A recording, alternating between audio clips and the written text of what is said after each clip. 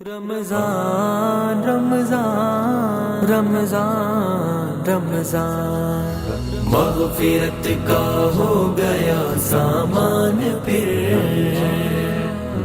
رب کا آیا خاص ایک مہمان پھر۔ بسم اللہ الرحمن الرحیم، السلام علیکم۔ فیضان رمضان افطار ٹرانسمیشن میں آپ کے ساتھ ہیں۔ 22 رمضان المبارک ہے اور اب چند ہی دن ہمارے پاس ہیں کہ ہم زیادہ سے زیادہ عبادات کر سکیں۔ امید کرتے ہیں کہ آپ سب خیریت سے ہوں گے۔ دعا کے لیے جب ہاتھ اٹھاتے ہوں گے تو پیغام ٹیلی ویژن کی پوری ٹیم کو یاد رکھتے ہوں گے۔ آپ کی انہی دعاؤں کی ضرورت ہے اور اسی محبت کا اظہار ہم بھی یہاں پہ بیٹھ کے آپ کے لیے کرتے ہیں۔ ٹرانسمیشن کا آغاز کرتے ہوئے یہ بات میں ضرور کہنا چاہوں گا کہ جو چند دن اب آگے رہ گئے ہیں، تاک راتوں کے حوالے سے ہم کوشش کریں کہ زیادہ سے زیادہ عبادات کر سکیں، اللہ تعالیٰ کی خوشنودی حاصل کر سکیں، ہر وہ کام کرنے کی کوشش کریں جو ہمیں اپنی زندگی کا معمول بنانا چاہیے، اور وہ ہم رمضان المبارک میں خاص طور پہ فوکس کرتے ہیں۔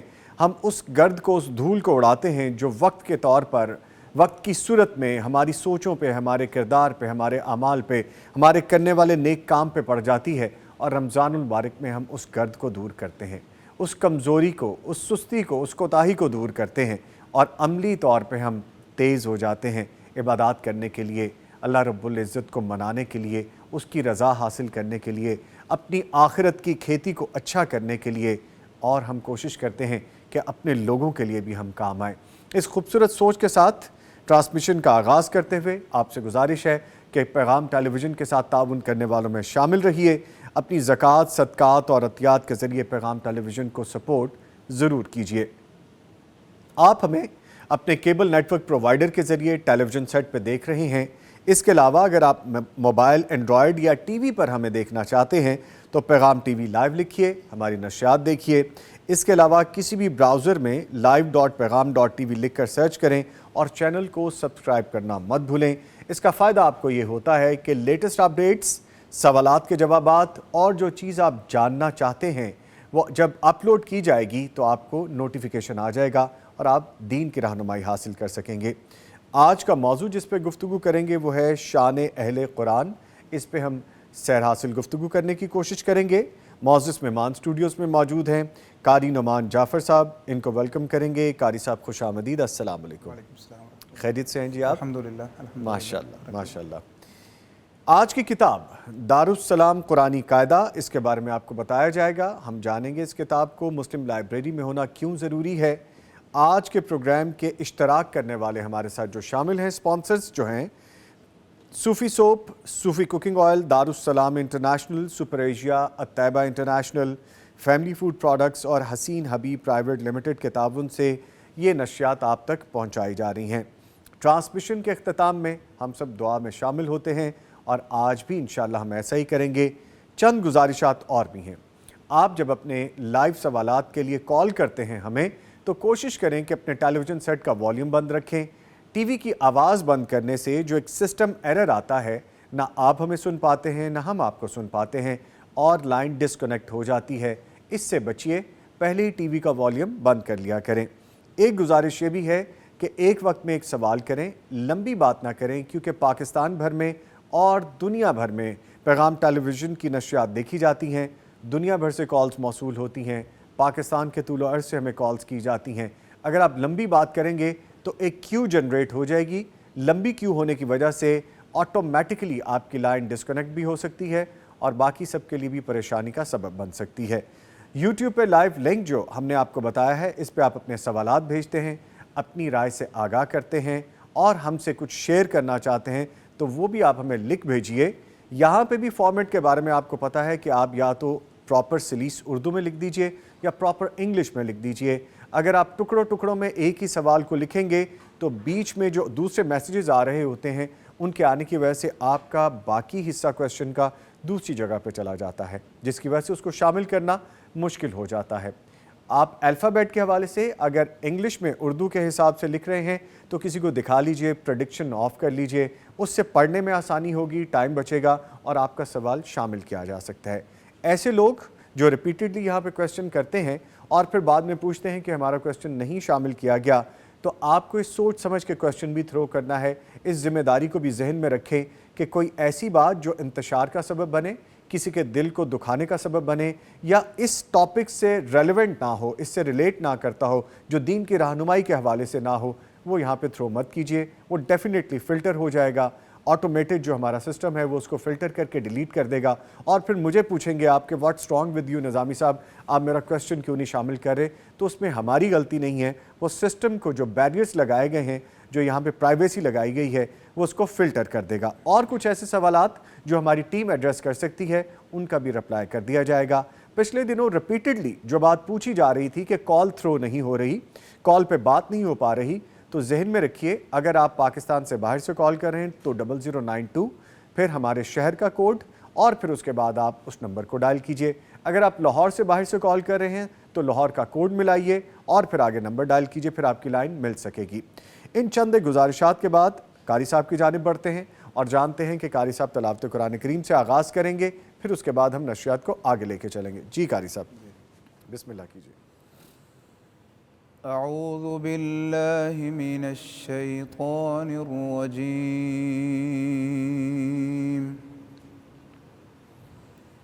بسم اللہ الرحمن الرحیم.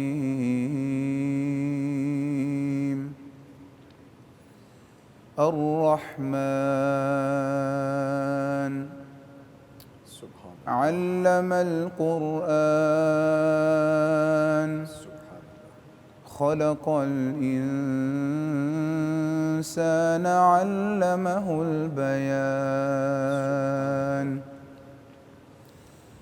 الشمس والقمر بحسبان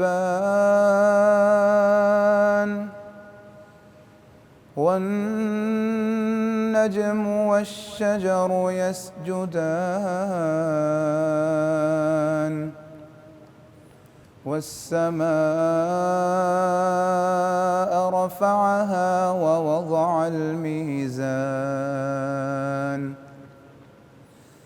ألا تطغوا في الميزان وأقيموا الوزن بالقسط ولا تخسروا الميزان والأرض وضعها للأنام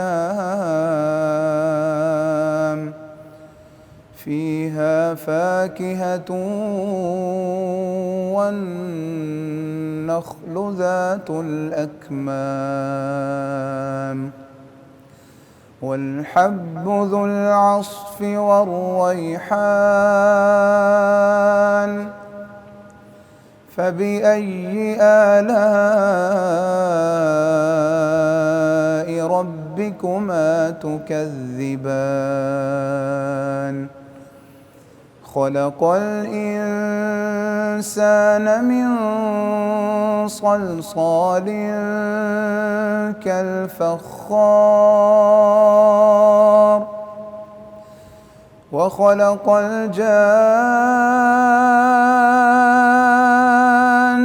الجان من مارج من نار فبأي آلاء ربكما تكذبان.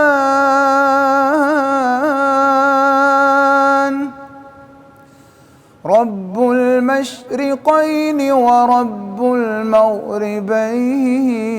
المغربين فبأي آلاء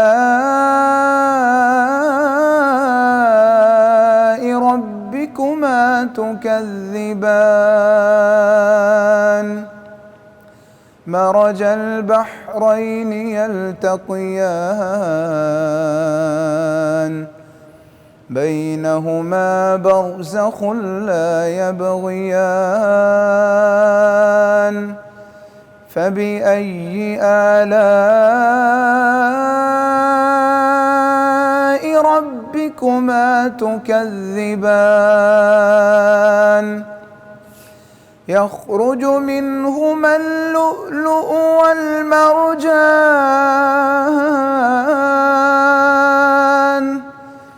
فبأي آلاء ربكما تكذبان وله الجوار المنشآت في البحر كالأعلام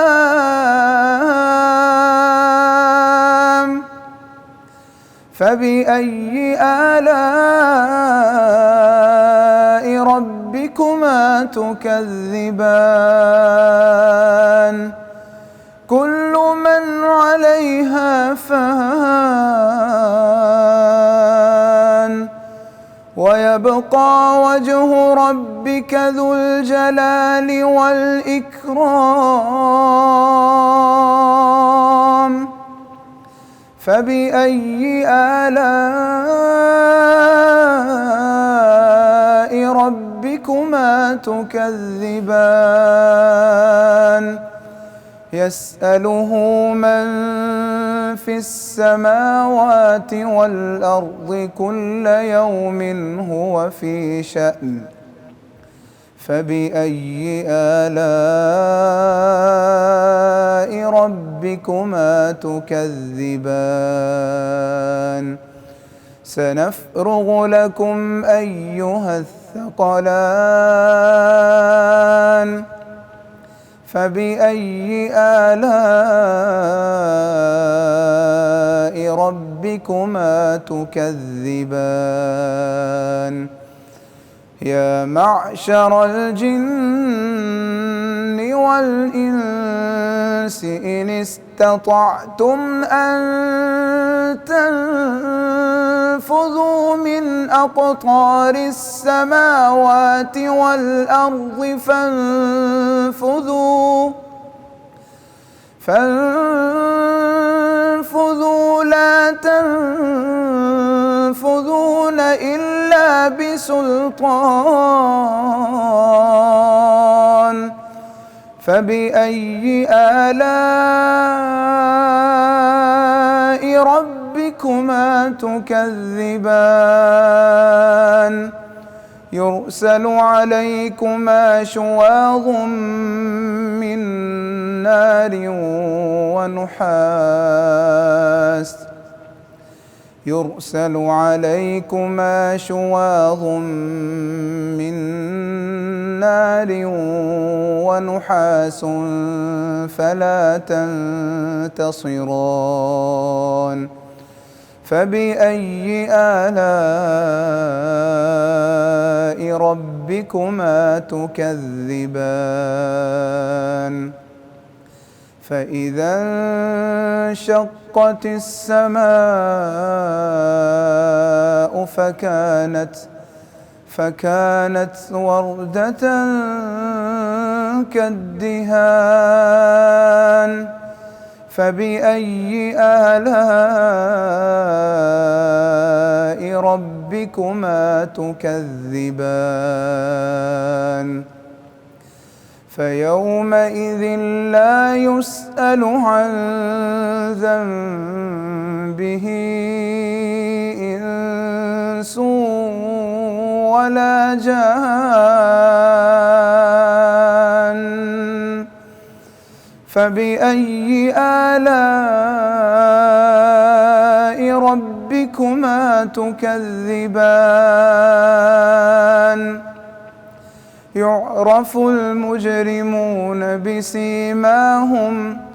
يعرف المجرمون بسيماهم فيؤخذ بالنواصي والأقدام فبأي آلاء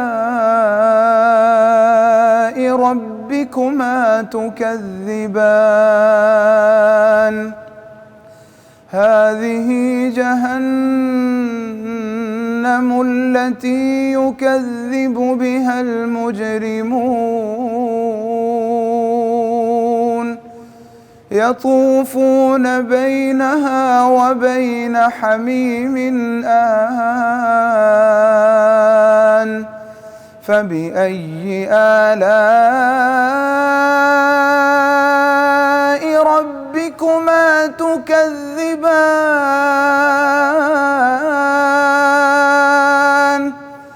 ولمن خاف مقام ربه جنتان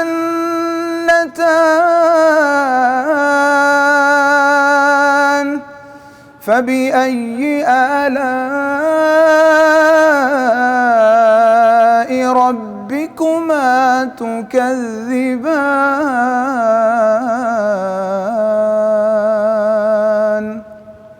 صدق الله العظيم. ماشاء اللہ، سبحان اللہ، جزاک اللہ، اللہ تعالیٰ آپ کو جزائے خیر عطا فرمائے. آپ رک کیوں گئے؟ مجھے تو لگ رہا تھا کہ آپ پڑھیں گے. ابھی جیسے آغاز میں ہماری بات ہو رہی تھی، میرا دل تھا کہ آپ پڑھتے جائیے پڑھتے جائیے. سفر بھی کیا اور رمضان مبارک بھی، روزہ بھی رکھا ہوا ہے. ماشاء بس اللہ، اللہ قبول میں سمجھ سکتا ہوں آپ کا وہ عذر بالکل قابل قبول ہے جی. لیکن آپ نے کہاں سے سیکھا یہ؟ میں نے حفظ اپنے والد صاحب سے کی ہے. اچھا، قاری محمد جعفر صاحب ان کا نام ہے. تو تجوید میں نے کئی اساتذہ سے پڑھی ہے. سب سے پہلے قاری عبدالرزاق ثانی صاحب ہیں، پھر قاری احمد یار حقانی صاحب سے بھی سیکھا ہے میں نے. اچھا جی، ماشاء اللہ، ماشاء اللہ. تو خصوصاً میں نے شیخ قاری یحییٰ رسول نگری رحمہ اللہ تعالی، ہمارے بزرگ تھے ساہیوال کے، ان سے میں نے تخصص کیا پھر تجوید میں. ماشاء اللہ. بس کئی اساتذہ ہیں. آپ کو پتہ ہے کوئی بھی فیلڈ میں آگے جانے کے لیے اللہ تعالیٰ پھر کئی راستوں سے، کئی موڑ سے گزارتا ہے، اور بڑے اساتذہ ہوتے ہیں الحمدللہ. کئی کا نام ذہن میں ہے، کئی کا وقت کی قلت نہیں لے سکتے. اس کا مطلب یہ نہیں ہے کہ آپ نے نام نہیں لیا تو وہ آپ کے استاد نہیں ہیں. بہت اساتذہ ہیں الحمدللہ، یقیناً وہ موجود ہیں اور ان کی ایفرٹ آپ ہیں جو نظر آ رہے ہیں. اور اب بھی میں سیکھتا رہتا ہوں. بڑی پیاری بات. میں اب بھی الحمدللہ، رات بھی ایک استاد سے بات ہو رہی تھی، وہ کچھ اصلاح کر رہے تھے، تو میں نے تفصیلی ان سے، وہ جی جگ رہے تھے بات کرتے ہوئے. اچھا. میں نے پھر تفصیلی ان کے جو نا بانجے کو میسج کیا. میں نے کہا شیخ صاحب بات کرتے ہوئے شاید کوئی سوچ رہے ہیں، تو جب مجھے حکم کریں میں ان کے پاس حاضر ہو جاؤں گا. میں تو ان کی مصروفیت کی وجہ سے ان کے پاس نہیں جاتا. آپ ان سے مجھے کوئی مثال بتائیں، ان سے پوچھ کے مجھے بتا دیں، مجھے سیکھنے میں آسانی ہو جائے گی. ماشاءاللہ. یہ تو انسان طالب علم رہتا ہے شیخ صاحب، جب تک طالب علم رہتا ہے سیکھتا رہتا ہے.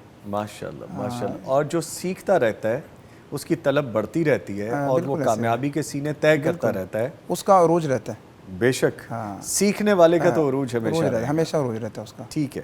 اب آپ بچوں کو بھی سکھاتے ہیں، بچوں کو بھی پڑھا رہے ہیں؟ جی، جامعہ محمدیہ گجرانوالہ، وہاں میں شعبہ تجوید کا ادنیٰ سا خادم ہوں جی. ادھر الحمدللہ جماعت کا جامعہ، وہ مرکزی جمعیت اہل حدیث کا اپنا. ماشاءاللہ. تو وہاں شعبہ تجوید ہے. ہر سال الحمدللہ 50 سے 60 بچے وہاں فارغ ہوتے ہیں ہم سے تجوید کے.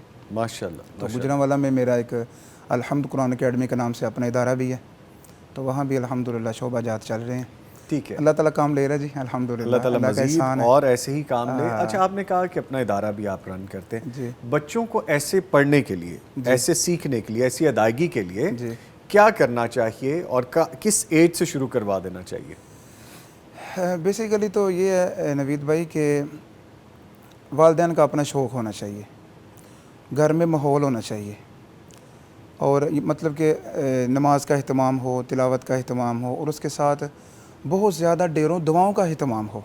سب سے پہلی بات یہ. ہاں، یہ ماحول کے ساتھ ساتھ دعائیں ہوں. ماحول 100% اثر کرتا ہے، پھر دعائیں ہیں وہ باقی کثر وہ نکال دیتی ہیں. پھر اچھے استاد کا انتخاب ہو جو بچے کی آواز دل سے سنے، بچے پر انفرادی توجہ کرے.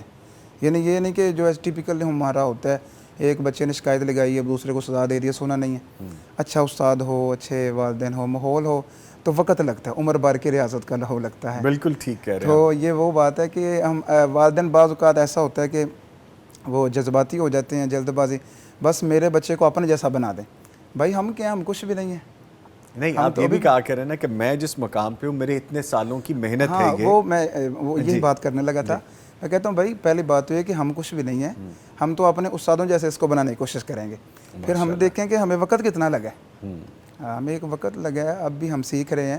سیکھتا رہے گا، پڑھتا جائے گا، چلتا جائے گا، تو انشاءاللہ اللہ تعالیٰ کسی نہ کسی مقام پہ پہنچا دے گا انشاءاللہ. اچھا یہ بتائیں کہ بچوں کو زیادہ سنانے سے یا سننے سے کیا فرق پڑتا ہے ادائیگی کے لیے، کہ وہ اپنے ٹیچر کو سنیں، اپنے ہم عصروں کو سنیں، یا اپنے ٹیچر کو زیادہ سے زیادہ سنائیں، اپنے ہم عصروں کو سنائیں، اپنے کلیگس کو سنائیں، جو کلاس کے بچے ہیں ان کو سنائیں، تو پھر ادائیگی زیادہ بہتر ہوتی ہے؟ بات یہ ہے کہ استاد مخلص ہونا چاہیے.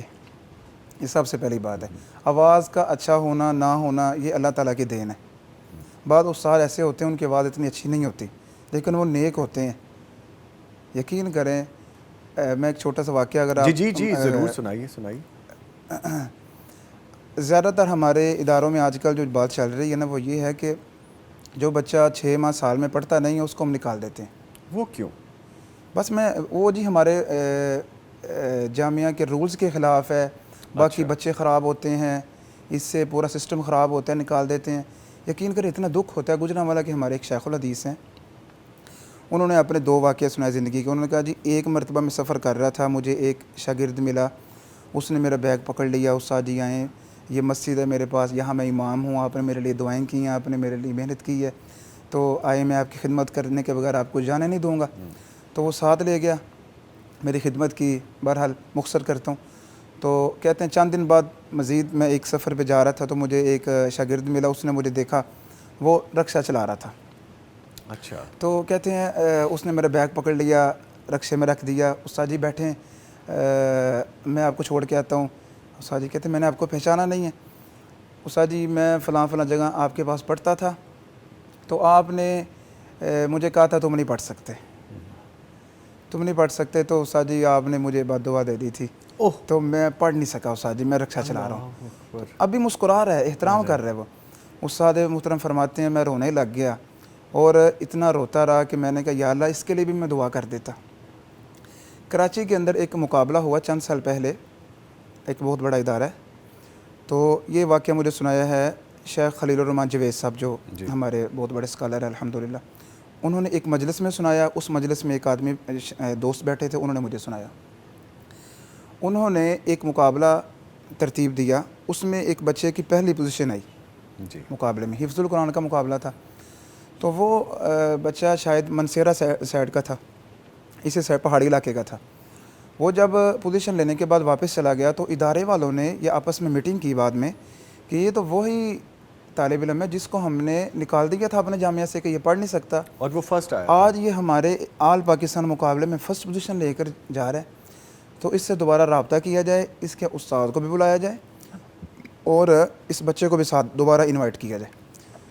اب وہ دوبارہ اس کو انہوں نے بائی ایئر ٹکٹ دے کر بلایا.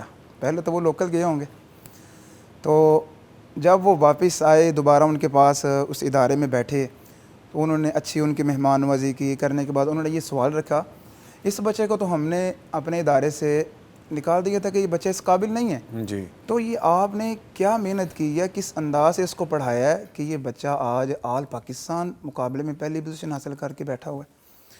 وہ ان کے استاد محترم اس بچے کے استاد کہنے لگے, نیک آدمی تھے, کہتے ہیں جی میرا عام ہی طریقہ ہے پڑھانے کا, جو عام اساتذہ کا ہوتا ہے وہی طریقہ ہے میرا. میں سبق دینے کے بعد میں مصلی بچھا کر بیٹھ جاتا تھا. میں کہتا تھا یا اللہ میں نے اپنا کام کر دیا ہے, اب اگلا کام تیرا ہے, تو نہیں کرنا ہے. یہ استاد نیک ہونا چاہیے. بات ہی کرنے لگا ہوں میں. استاد نیک ہونا چاہیے, مخلص ہونا چاہیے, دعا کرنے والا ہونا چاہیے, محنت کرنے والا ہونا چاہیے, بچہ کامیاب ہو جاتا ہے.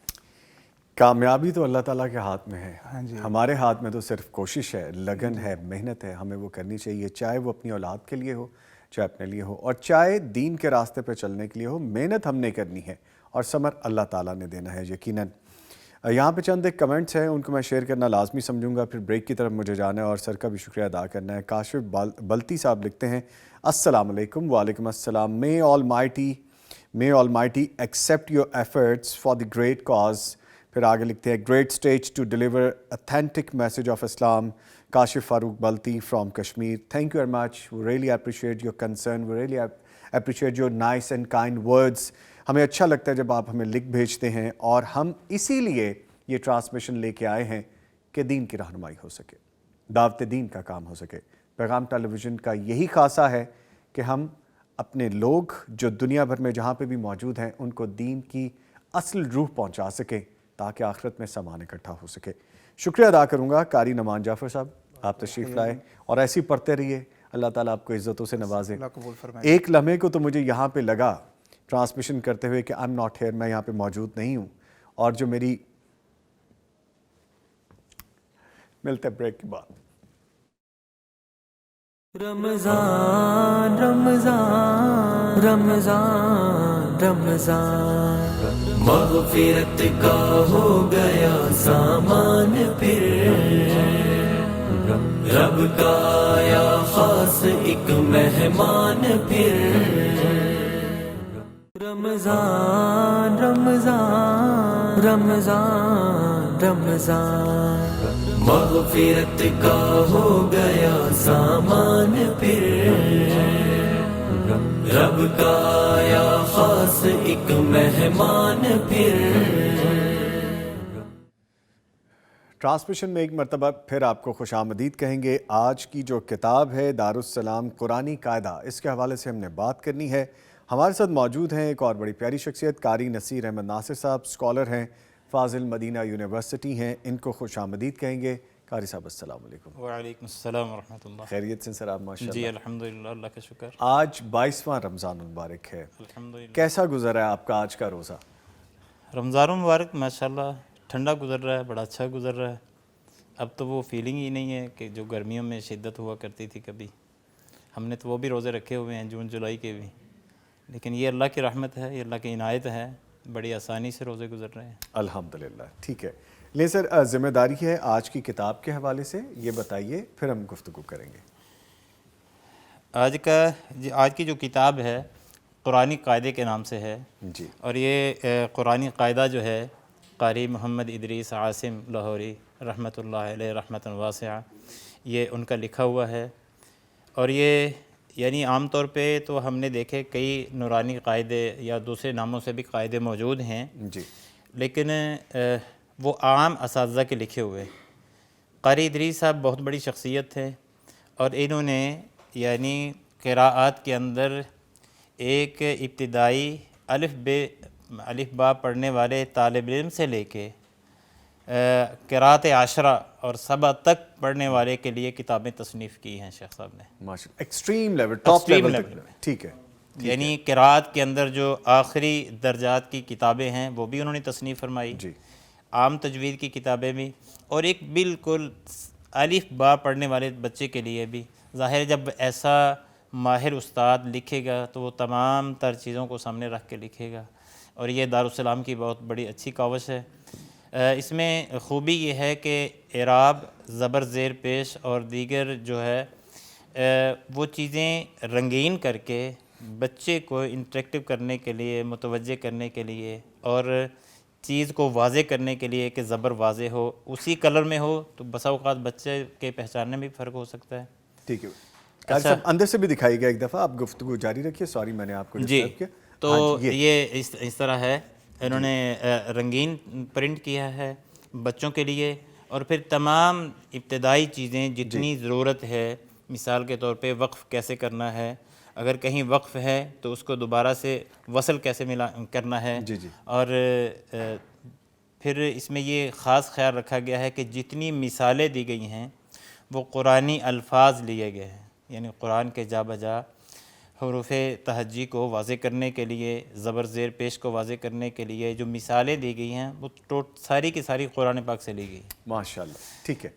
اسی طرح اس میں جو ہے نا وہ قاری کے لیے بھی، جو پڑھانے والا استاد ہے اس کے لیے بھی، اور طالب علم کے لیے بھی ہدایات موجود ہیں. تجوید کی بہت سارے اصول جو مین ہیں وہ بیان کر دیے گئے، وقف کے بھی، وصل کے بھی، مخارج کے بھی، اور آخر پر جو ہے وہ تصویر مخارج الحروف کو بیان کیا گیا ہے تاکہ چھوٹا بچہ ابتدائی جو ہے اس کے سمجھنے کے لیے آسانی ہو.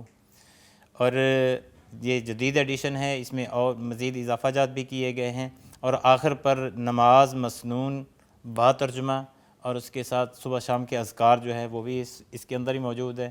یعنی بیک وقت بچہ جو ہے وہ الگ کتاب پکڑنے کی بجائے، مسنون دعاؤں کی کتاب لینے کی بجائے، وہ اسی قاعدے کے اندر ہی وہ بھی اس کے سبق میں شامل ہو جائے گا. ماشاءاللہ. یعنی خوبصورت ایک کتاب. جی بہت خوبصورت چیز ہے. اور یہ قاعدہ جس میں نہ صرف حروف تہجی، قرآن سے شناسائی، بلکہ نماز کا طریقہ اور اذکار بھی اس میں شامل ہیں. سو پبلشڈ بائی دارالسلام والوں نے، یہ دارالسلام کی کاوش ہے. اور دارالسلام والوں کی یہ خوبی ہے کہ وہ جو چیز بھی ایک قاعدہ بھی پرنٹ کرواتے ہیں یا بڑی کتاب ہوتی ہے تو وہ اپنا ایک معیار رکھتے ہیں. ہاں جی. اس کا معیار بھی نظر آ رہا ہے، جس طرح اس کا سر ورک ہے، پھر اس کے بعد اس کی جو بائنڈنگ لگ رہی ہے، اور اس میں سائز بھی مختلف ہیں. اچھا علیحدہ سائزز میں بھی اویلیبل ہے؟ الگ الگ سائزز میں بھی اویلیبل ہے. ٹھیک ہے. سائز بھی الگ الگ، اس سے بڑے سائز کا بھی اور چھوٹے سائز میں بھی موجود ہے. ٹھیک ہے، آپ پلیز رکھیے اس کو، کمفرٹیبل فیل کریں. اچھا سر، چونکہ ہم نے قرآنی قاعدے کے حوالے سے بات کی اور ہمارا ٹاپک بھی آج شان اہل قرآن ہے، میں چاہوں گا کہ آپ چونکہ فاضل مدینہ یونیورسٹی، آپ کو ایسی سعادتیں حاصل ہے، آپ ماشاءاللہ وہاں سے تشریف لائے ہیں، ایک عرصہ آپ نے یقیناً وہاں پہ گزارا ہوگا. فرمائیے گا کہ وہاں پہ بچوں کو قرآن کریم سے دوستی کروانے کے لیے، سکھانے کے لیے کیا عمل آپ نے دیکھا، اور ہمارے یہاں پہ کیا عمل ہے، ڈفرینس کیا نظر آتا ہے آپ کو دونوں میں؟ اصل میں وہاں پہ قرآن کے ساتھ ایک لاؤ لگانے کے لیے سب سے پہلے گورنمنٹ کا جو کام ہے انہوں نے کیا ہوا ہے کہ ان کا سلیبس ہی اس طرح کا ہے کہ ہمارے ہاں جو عام مدارس کے اندر پڑھائی جانے والی درسی کتب ہیں، درس نظامی کی کتابیں، ایک طالب علم اگر مکمل نہیں پڑھتا، 4-5 سال پڑھتا ہے نا جی، تو وہاں کا سادہ میٹرک کیا ہوا بچہ جو ہے نا وہ اس سے زیادہ مسائل کو بھی جانتا ہے اور اس سے زیادہ دینی علوم بھی اس پر بھی دسترس ہے. وہاں کا بچہ اس کی وجہ کہ ان کے سلیبس کے اندر شروع سے لے کے قرآن پاک خاص طور پہ یہ شروع سے لے کے موجود ہے. ایون کہ جو ہے نا وہ گریجویشن لیول پہ انہوں نے یہ وہ شرط رکھی ہوئی ہے کہ ہر سال اتنے 1 پارہ 2 پارے تو 5 پارے جو ہے نا وہ حفظ کروانے ہیں. اچھا، تو یاد کر کے سنانے ہی ہیں. یہ آغاز ہے؟ یہ نہیں، یہ سلیبس کا حصہ ہے. ٹھیک ہے. اس باقاعدہ 100 نمبر کا یہ پیپر ہے. اچھا، گریجویشن لیول پہ بھی. اور اس سے پہلے وہ جو ہے نا وہ ناظراتاً سنانا اور سارا وہ پہلی کلاس سے لے کے آنورڈ چلتا ہے. پھر ایک اور بہت بڑی بات جو سرپرستی حاصل ہے گورنمنٹ سعودی عرب کو کی بھی، کہ ایک جمعیت تحفیظ القرآن وہاں پہ چلتی ہے. ان کے حلقہ جات ہوتے ہیں بالکل مائنر سا، یعنی عصر کے بعد 1 گھنٹہ، مغرب کے بعد 1 گھنٹہ ہے. اب اس ہر محلے کی مسجد میں موجود ہے شعبہ تحفیظ، اور وہ بچے جو عصر کے بعد ٹائم دے سکتے ہیں وہ عصر کے بعد آ جاتے ہیں، جو مغرب کے بعد آنا چاہتے ہیں وہ مغرب کے بعد آ جاتے ہیں. صرف 1 گھنٹہ، اور وہ بیٹھ کے چند صورتیں وہ یاد کر لیتے ہیں. اچھا، وہ ایک ابتدا ہوتی ہے، آغاز ہوتا ہے. بچہ جو ہے وہ 3ری-4تھی کلاس میں ہے تو وہ باپ بھی کہہ دیتا ہے ٹھیک ہے آپ مسجد میں جو ہے گھنٹہ چلے جایا کریں. وہ شوق سے چلا جاتا ہے. جب 4-5 پارے ہو جاتے ہیں تو پھر وہ کہتے ہیں کہ چلو یار اب تو اتنے ہو گئے ہیں، تو رننگ ہو گئی ہے. کیونکہ سٹارٹ اور آغاز ہی قرآن پاک حفظ کرنے کے لیے ذرا مشکل ہوتا ہے. ٹھیک ہے. جب رننگ ہو جاتی ہے، 4-5 پارے ہو جاتے ہیں تو یوزڈ ہو جاتا ہے نا بچہ. تو پھر کہتے ہیں وہ اچھا چلو ٹھیک ہے تھوڑا ٹائم لگا کے تو ہم، یعنی اب یہ ایک روٹین بن گئی ہے، اب آپ اس کو کمپلیٹ کر لیں. تو اور وہ شوق سے ہی، بڑے شوق سے ہی وہ کمپلیٹ کر لیتے ہیں. اچھا، آپ کو لگتا ہے قاری صاحب کہ وہاں پہ چونکہ مدر لینگویج جو زبان بولی جاتی ہے وہ عربک ہے، تو ان کے لیے تو یہ کوئی ایسی ڈفرینٹ بات نہیں ہے، سہل ہے. جس طرح ہماری مادری زبان اردو یا علاقائی پنجابی، ہم اپنی ان زبانوں میں پڑھیں، اپنے ان کلچرز میں رہیں تو ہمارے لیے وہ کام کرنا ایزی ہو جاتا ہے. لیکن چونکہ ہمارے یہاں پہ اردو زبان ہے اور پھر ہماری دفتری زبان انگلش ہے، ہماری لوکل زبان پنجابی ہے، لیکن ہماری دینی جو زبان ہے وہ عربک ہے، تو ہمارے لیے چیلنج زیادہ ہے پھر یہاں پہ بچوں کے لیے؟ قدرے اس طرح سے زیادہ ہیں کہ ہمارے لیے وہ الفاظ کی ادائیگی، تلفظ اور تجوید کے ساتھ پڑھنا یہ ایک چیلنج زیادہ ہے. ورنہ وہاں کے بچوں سے بھی میں نے خود یعنی کچھ عرصہ جو ہے نا 1-2 مہینے باقاعدہ کلاس میں بیٹھ کے ایک شوق سے جو ہے نا وہ بیٹھے رہے. تو وہاں بھی جو بچے آتے ہیں نا جنہوں نے ابھی بالکل آغاز میں الف با سٹارٹ کرنا ہوتا ہے نا، تو ان کے لیے بھی یاد کرنا اور حروف کی پہچان اور سیم تمام چیزیں اسی طرح ہوتی ہیں. البتہ ان پر یہ محنت نہیں کرنا پڑتی کہ یہ تا اور طا کا فرق کیسے کرنا ہے، ہا اور ہا کا فرق کیسے کرنا ہے. یہ چیزیں جو ہے نا ان کے لیے مشکل نہیں ہوتی. یہ تو انہیں خمیر میں مل گئی، یہ تو انہیں ارد گرد ماحول میں مل گئی. ظاہر ہے وہ ان کی لینگویج ہے، وہ اپنی لینگویج میں جب بولتے ہیں گھر کے اندر ہر وقت وہ الفاظ. اسی لیے اب میں سمجھا، ویسے تو وہ ہے نا اب میں سمجھا تیرے رخسار پہ دل کا مطلب، اب میں سمجھا اسی طرح سے کہ قاری صاحب ہر ایک جملے میں مجھے کہتے ہا ایسے بولنا ہے، قوف ایسے بولنا ہے، عین ایسے بولنا ہے. تو یہ آپ وہاں سے لے کے آئے میں اصل میں تجوید. ویسے میں نے باقاعدہ طور پہ پاکستان میں میرے استاد یہ جو ہم نے ابھی تعارف کروایا نورانی قاعدے کا، قاری ادریس عاصم صاحب بھی استاد ہیں. باقاعدہ 2 سال کا کورس ہوتا تھا، تو باقاعدہ میں نے تجوید پڑھی ہے سبقاً. لیکن البتہ یہ ہے کہ اس میں نکھار اور اس میں زیادہ بہتری جو ہے وہ ظاہر وہاں رہ کے اور عربوں سے میل جول اور عربی بول کے وہاں سے بہت کچھ سیکھنے کو ملا، جن میں سے سب سے بڑی بات کہ حروف کی ادائیگی اور قرآن کی ادائیگی پڑھتے وقت جو جن چیزوں کا خیال رکھنا ہے وہ وہاں سے مجھے بہت ملا ہے۔ تو اسی لیے آپ ہم پہ روب جماتے ہیں کہ میری زبان میں میری تاثیر ہے اور میرے پاس جو علم ہے، اور وہ ہونا بھی چاہیے، you feel proud of this کہ آپ کو اچھا لگتا ہے جی، کرم نوازی ہے، اللہ کی مہربانی ہے بے شک، اور پھر ہمیں سیکھنے کو بھی ملتا ہے قاری صاحب جب ایسے لوگ ہمارے ارد گرد موجود ہوں، ہمارے بڑے، ہمارے سینئرز جو ہمیں کسی بات کے بارے میں سکھائیں تو ہمیں سیکھ لینا چاہیے، ہمیں لے لینا چاہیے۔ ایسے ہی ہے، اور یہ بڑا خوبصورت آپ کا عمل ہے کہ جب آپ کوئی ادائیگی کے حوالے سے لفظ بتاتے ہیں تو ہمیں یاد پڑتا ہے کہ اچھا ہم اتنے عرصے سے یہ بول رہے تھے لیکن ہمیں اس طرح سے بولنا چاہیے، آلدو کہ ہم بول نہیں پاتے اس طرح سے کیونکہ آپ کی تو ریاضت بہت زیادہ ہے، ہم تو ابھی طالب علموں میں سے ہیں۔ ادائیگی میں تو ریاضت چاہیے نا، ریاضت بہت زیادہ مشق چاہیے، جتنی زیادہ مشق ہوگی اتنا زیادہ الفاظ تلفظ ٹھیک ہوگا۔ ٹھیک ہے، اچھا سر، آپ چونکہ وہاں پہ موجود رہے کافی سال، آپ نے کافی عرصہ وہاں پہ گزارا، شان جو ہے قرآن کی، یقیناً دنیا کا کوئی بھی کونا ہو، جی، خلیجی ممالک ہوں، یورپ ہو یا ہمارے اور دوسرے ممالک ہوں، شان تو قرآن کی ہے۔ جی بالکل۔ اہل قرآن کی شان آپ نے وہاں کیا دیکھی؟ اللہ اکبر، سب سے پہلی بات ہے کہ جو قرآن کے ساتھ لگاؤ کرتے ہیں نا جی، جی جی، عربوں کے ہاں اس کو یعنی جو قاری ہے، جو امام ہے، جو اچھا پڑھنے والا ہے، وہ لوگ اس کی بہت قدر کرتے ہیں، بہت احترام کرتے ہیں۔ یعنی خاص طور پہ وہ لوگ سمجھتے ہیں کہ یار یہ دیندار ہیں، یہ عالم دین ہے۔ ہمیں ایک دفعہ اتفاق ہوا کہ جدہ میں ساحل سمندر پہ کچھ ایسا ایریا تھا کہ وہ شاید شاہی خاندان کے لیے مخصوص تھا، تو وہ آگے جانے کی پرمیشن نہیں تھی، تو ہمیں تو پتہ نہیں تھا، تو 8-10 ساتھی تھے ہم مدینہ یونیورسٹی کے، تو چلتے چلتے جب آگے گئے تو وہ جو وہاں پہ پولیس والا جس کی ڈیوٹی تھی شاید وہ ادھر تھا نہیں، تو ہمیں تو پتہ نہیں تھا، کوئی خاص بیریئر، کوئی علامت، کوئی نشان، کوئی بورڈ بھی نہیں تھا، تو ہم آگے چل دیے۔ تو جب آگے چلے گئے تو پیچھے سے ادھر ہوٹر سے وہ گاڑی آ رہی ہے، تو ایک دوسری گاڑی بھی آ رہی ہے، تو وہ تم نے یہ کراس کر لیا، یہ تو بالکل غلط کیا تم نے۔ جی، تو ہم نے کہا پہلی بات تو ہمیں پتہ ہی نہیں ہے، اور نہ ہی ہمیں کسی نے روکا، جو ہے نا وہ کہا ہے کہ ٹھیک ہے آپ نے آگے نہیں جانا۔ تو وہ کہنے لگے جی یہ تو بڑا فائن ہوگا اور آپ نے جرم کیا ہے۔ تو جب ہم نے تعارف کرایا کہ ہم تمام جو ہیں وہ مدینہ یونیورسٹی کے اسٹوڈنٹ ہیں، تو وہ فوراً جو ہے نا وہ احترام کرنے لگے، قدر کرنے لگے، کہنے لگے جی ٹھیک ہے، بس اب ہم آپ کو کچھ نہیں کہہ سکتے، صرف ایک وجہ ہے کہ آپ اسلامی یونیورسٹی میں پڑھتے ہیں اور آپ دین کا علم سیکھ رہے ہیں۔ ماشاءاللہ۔ تو اب ہم نے کہا چلو کچھ نہیں کہنا تو پھر اب ہم ذرا گھوم لینے دو، پھر لینے دو، اب کوئی اور تو ہے نہیں۔ انہوں نے کہا جی یہ ہمیں پرمیشن نہیں ہے، ورنہ ہم پر بھی پیچھے آرڈر آتے ہیں اور افسران موجود ہیں۔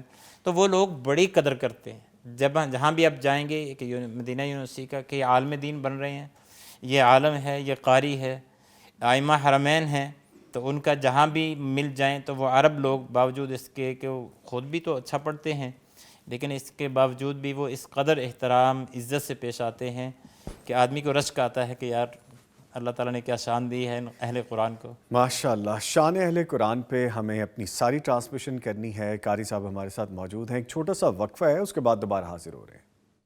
رمضان رمضان رمضان رمضان، مغفرت کا ہو گیا سامان پھر، رب کا آیا خاص ایک مہمان پھر، رمضان رمضان رمضان رمضان، مغفرت کا ہو گیا سامان پھر، رب کا آیا خاص ایک مہمان پھر۔ آپ کو خوش آمدید کہیں گے فیضان رمضان افطار ٹرانسمیشن میں۔ معزز مہمان اسٹوڈیوز میں موجود ہیں قاری نصیر احمد ناصر صاحب، اور اب ہمیں جوائن کر چکے ہیں professor doctor Muhammad Hammad Lakhvi Sahib, dean faculty of Islamic studies Punjab university, مفسر قرآن ہیں، اسلامک اسکالر ہیں۔ ان کو وارملی ویلکم کریں گے۔ سر السلام علیکم۔ وعلیکم السلام ورحمۃ اللہ۔ خیریت سے ہیں؟ ماشاءاللہ جی اللہ کا شکر الحمدللہ۔ وہ جو ایک کمپلین چند دنوں سے چل رہی تھی وہ دور ہو گئی ماشاءاللہ صحت کے حوالے سے؟ بس شکر ہے اللہ تعالیٰ کا، اللہ آپ کو صحت دے، الحمدللہ علی کل حال۔ اللہ آپ کو صحت دے مکمل طور پہ۔ ہم گفتگو کر رہے ہیں سر شان اہل قرآن کے حوالے سے۔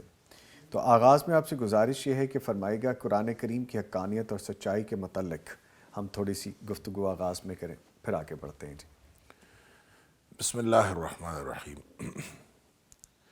دیکھیں، جو سچائی ہے نا، جی وہ جب ثابت شدہ ہو تو اس کو صدق نہیں کہتے، اس کو حق کہتے ہیں۔ ایک سچائی ہوتی ہے، ایک ثابت شدہ سچائی ہوتی ہے۔ تو قرآن جو ہے وہ حق ہے، جی اور دو چیزیں آپ کہہ لیجئے حق ہیں، ایک اللہ کا قرآن حق ہے، ایک نبی اکرم صلی اللہ علیہ وسلم کی ذات حق ہے۔ اور جب حق آ جاتا ہے تو حق کے بعد اس کے اوپر سوال اٹھانا، اس کے اوپر بات کرنا، یا اس کے بارے میں کسی طرح کا تردد یا شک کا اظہار کرنا، یہ گمراہی ہوتی ہے۔ اللہ تعالیٰ قرآن میں فرماتا ہے فَمَاذَا بَعْدَ الْحَقِّ إِلَّا الضَّلَالُ، جی کہ یہ حق کے بعد جب آپ تھوڑا سا بھی آگے بڑھتے ہیں نا، قدم آگے بڑھاتے ہیں، تو وہ سوائے گمراہی کے اور کوئی چیز نہیں ہوتی۔ لہٰذا قرآن حق ہے، نبی پاک صلی اللہ علیہ وسلم کی ذات حق ہے، اور حق ہونے کا مطلب یہ ہے جو چیز حق ہوتی ہے وہ آپ اپنا ثبوت ہوتی ہے، اس کو اپنے آپ کو ثابت کرنے کے لیے کسی خارجی دلیل کی ضرورت نہیں ہوتی۔ تو نبی اکرم صلی اللہ علیہ وسلم کی ذات بھی ایسے ہے کہ آپ کو سچا ثابت کرنے کے لیے کسی خارجی دلیل کی ضرورت نہیں ہے۔ آپ یہ نہیں کہہ سکتے کہ آپ ادھر ادھر سے دلائل لائیں گے نبی کریم صلی اللہ علیہ وسلم کی حیات طیبہ کو سچا ثابت کرنے کے لیے، نہیں۔ نبی پاک صلی اللہ علیہ وسلم کی سیرت ہی آپ کی حقانیت کی دلیل ہے۔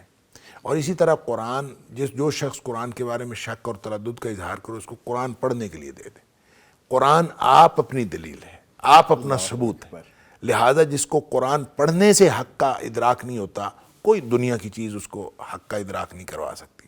اور دیکھیں، نبی پاک صلی اللہ تعالیٰ نے قرآن میں جو انبیاء کی تاریخ بیان کی ہے، وہ بھی یہی بیان کی ہے کہ انبیاء کو اپنے آپ کو سچا ثابت کرنے کے لیے جہاں کہیں دلیل کی ضرورت ہوتی تھی تو انہوں نے اس سے زیادہ کوئی اور بات نہیں کی۔ مثال کے طور پر سورہ یاسین کے اندر ہے، جہاں ایک بستی میں اللہ کریم نے ایک سے زیادہ ایک نبی بھیجا، پھر دوسرا نبی بھیجا، 3 یکے بعد دیگرے نبی بھیجے، تو وہ ایسے بستی والے بدبخت تھے کہ انہوں نے تینوں کو جھٹلا دیا۔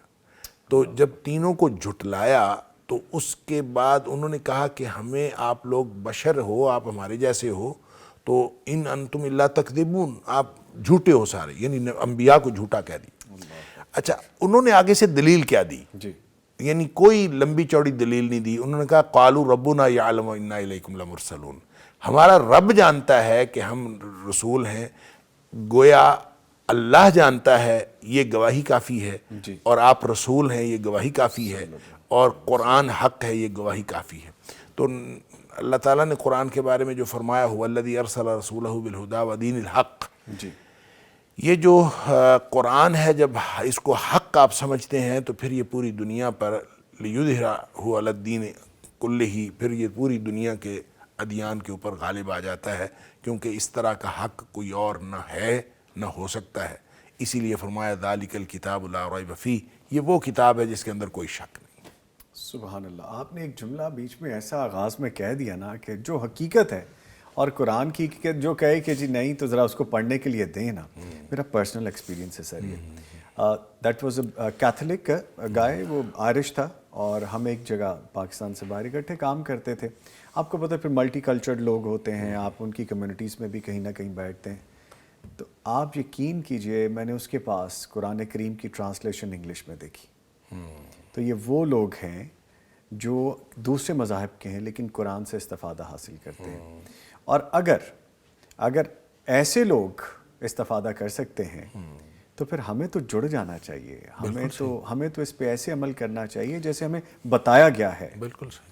اچھا سر، یہ ابھی کچھ دیر پہلے ٹرانسمیشن جب ابھی بریک میں تھی تو ہماری کچھ گفتگو ہو رہی تھی، فاضل مدینہ یونیورسٹی قاری صاحب ہمارے ساتھ موجود ہیں، اور آپ نے بھی اپنی لگن کا اظہار کیا، اپنی محبت کا اظہار کیا، تو یہ کیا معاملہ ہے کہ آپ ابھی بھی جانا چاہتے ہیں، ابھی بھی وہ تعلیم حاصل کرنا چاہتے ہیں، جبکہ اب آپ تعلیم دینے والے شعبے سے بھی وابستہ ہیں؟ میں چاہوں گا اس پہ بھی گفتگو ہو جائے۔ اب تو تعلیم دینے والے شعبے سے بھی ریٹائرمنٹ کے قریب ہے۔ اللہ اکبر، اللہ آپ کو زندگی صحت دے جی، اللہ آپ کو زندگی صحت دے۔ زندگی گزر گئی، اللہ اکبر، اللہ پتہ ہی اکبر، نہیں چلا۔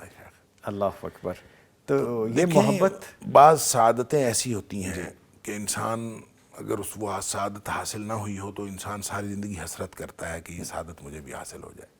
تو جامعہ اسلامیہ مدینہ منورہ میں پڑھنا جو ہے یہ ان سعادتوں میں سے ایک سعادت ہے. تو میرا اپنا بھی بہت دل تھا لیکن بس اللہ تعالیٰ کو منظور نہیں تھا. اور اب اپنے بچوں کے لیے بھی، میں اس سے پہلے بھی اپنے بڑے بیٹوں کے لیے بھی اپلائی کرتا رہا، کسی کا داخلہ نہیں ہوا. اب چھوٹا بیٹا جو ہے وہ حافظ ہے ماشاءاللہ، اس کے لیے بھی میں نے 2 دفعہ اپلائی کیا. بس اللہ کی مرضی داخلہ نہیں ہوا.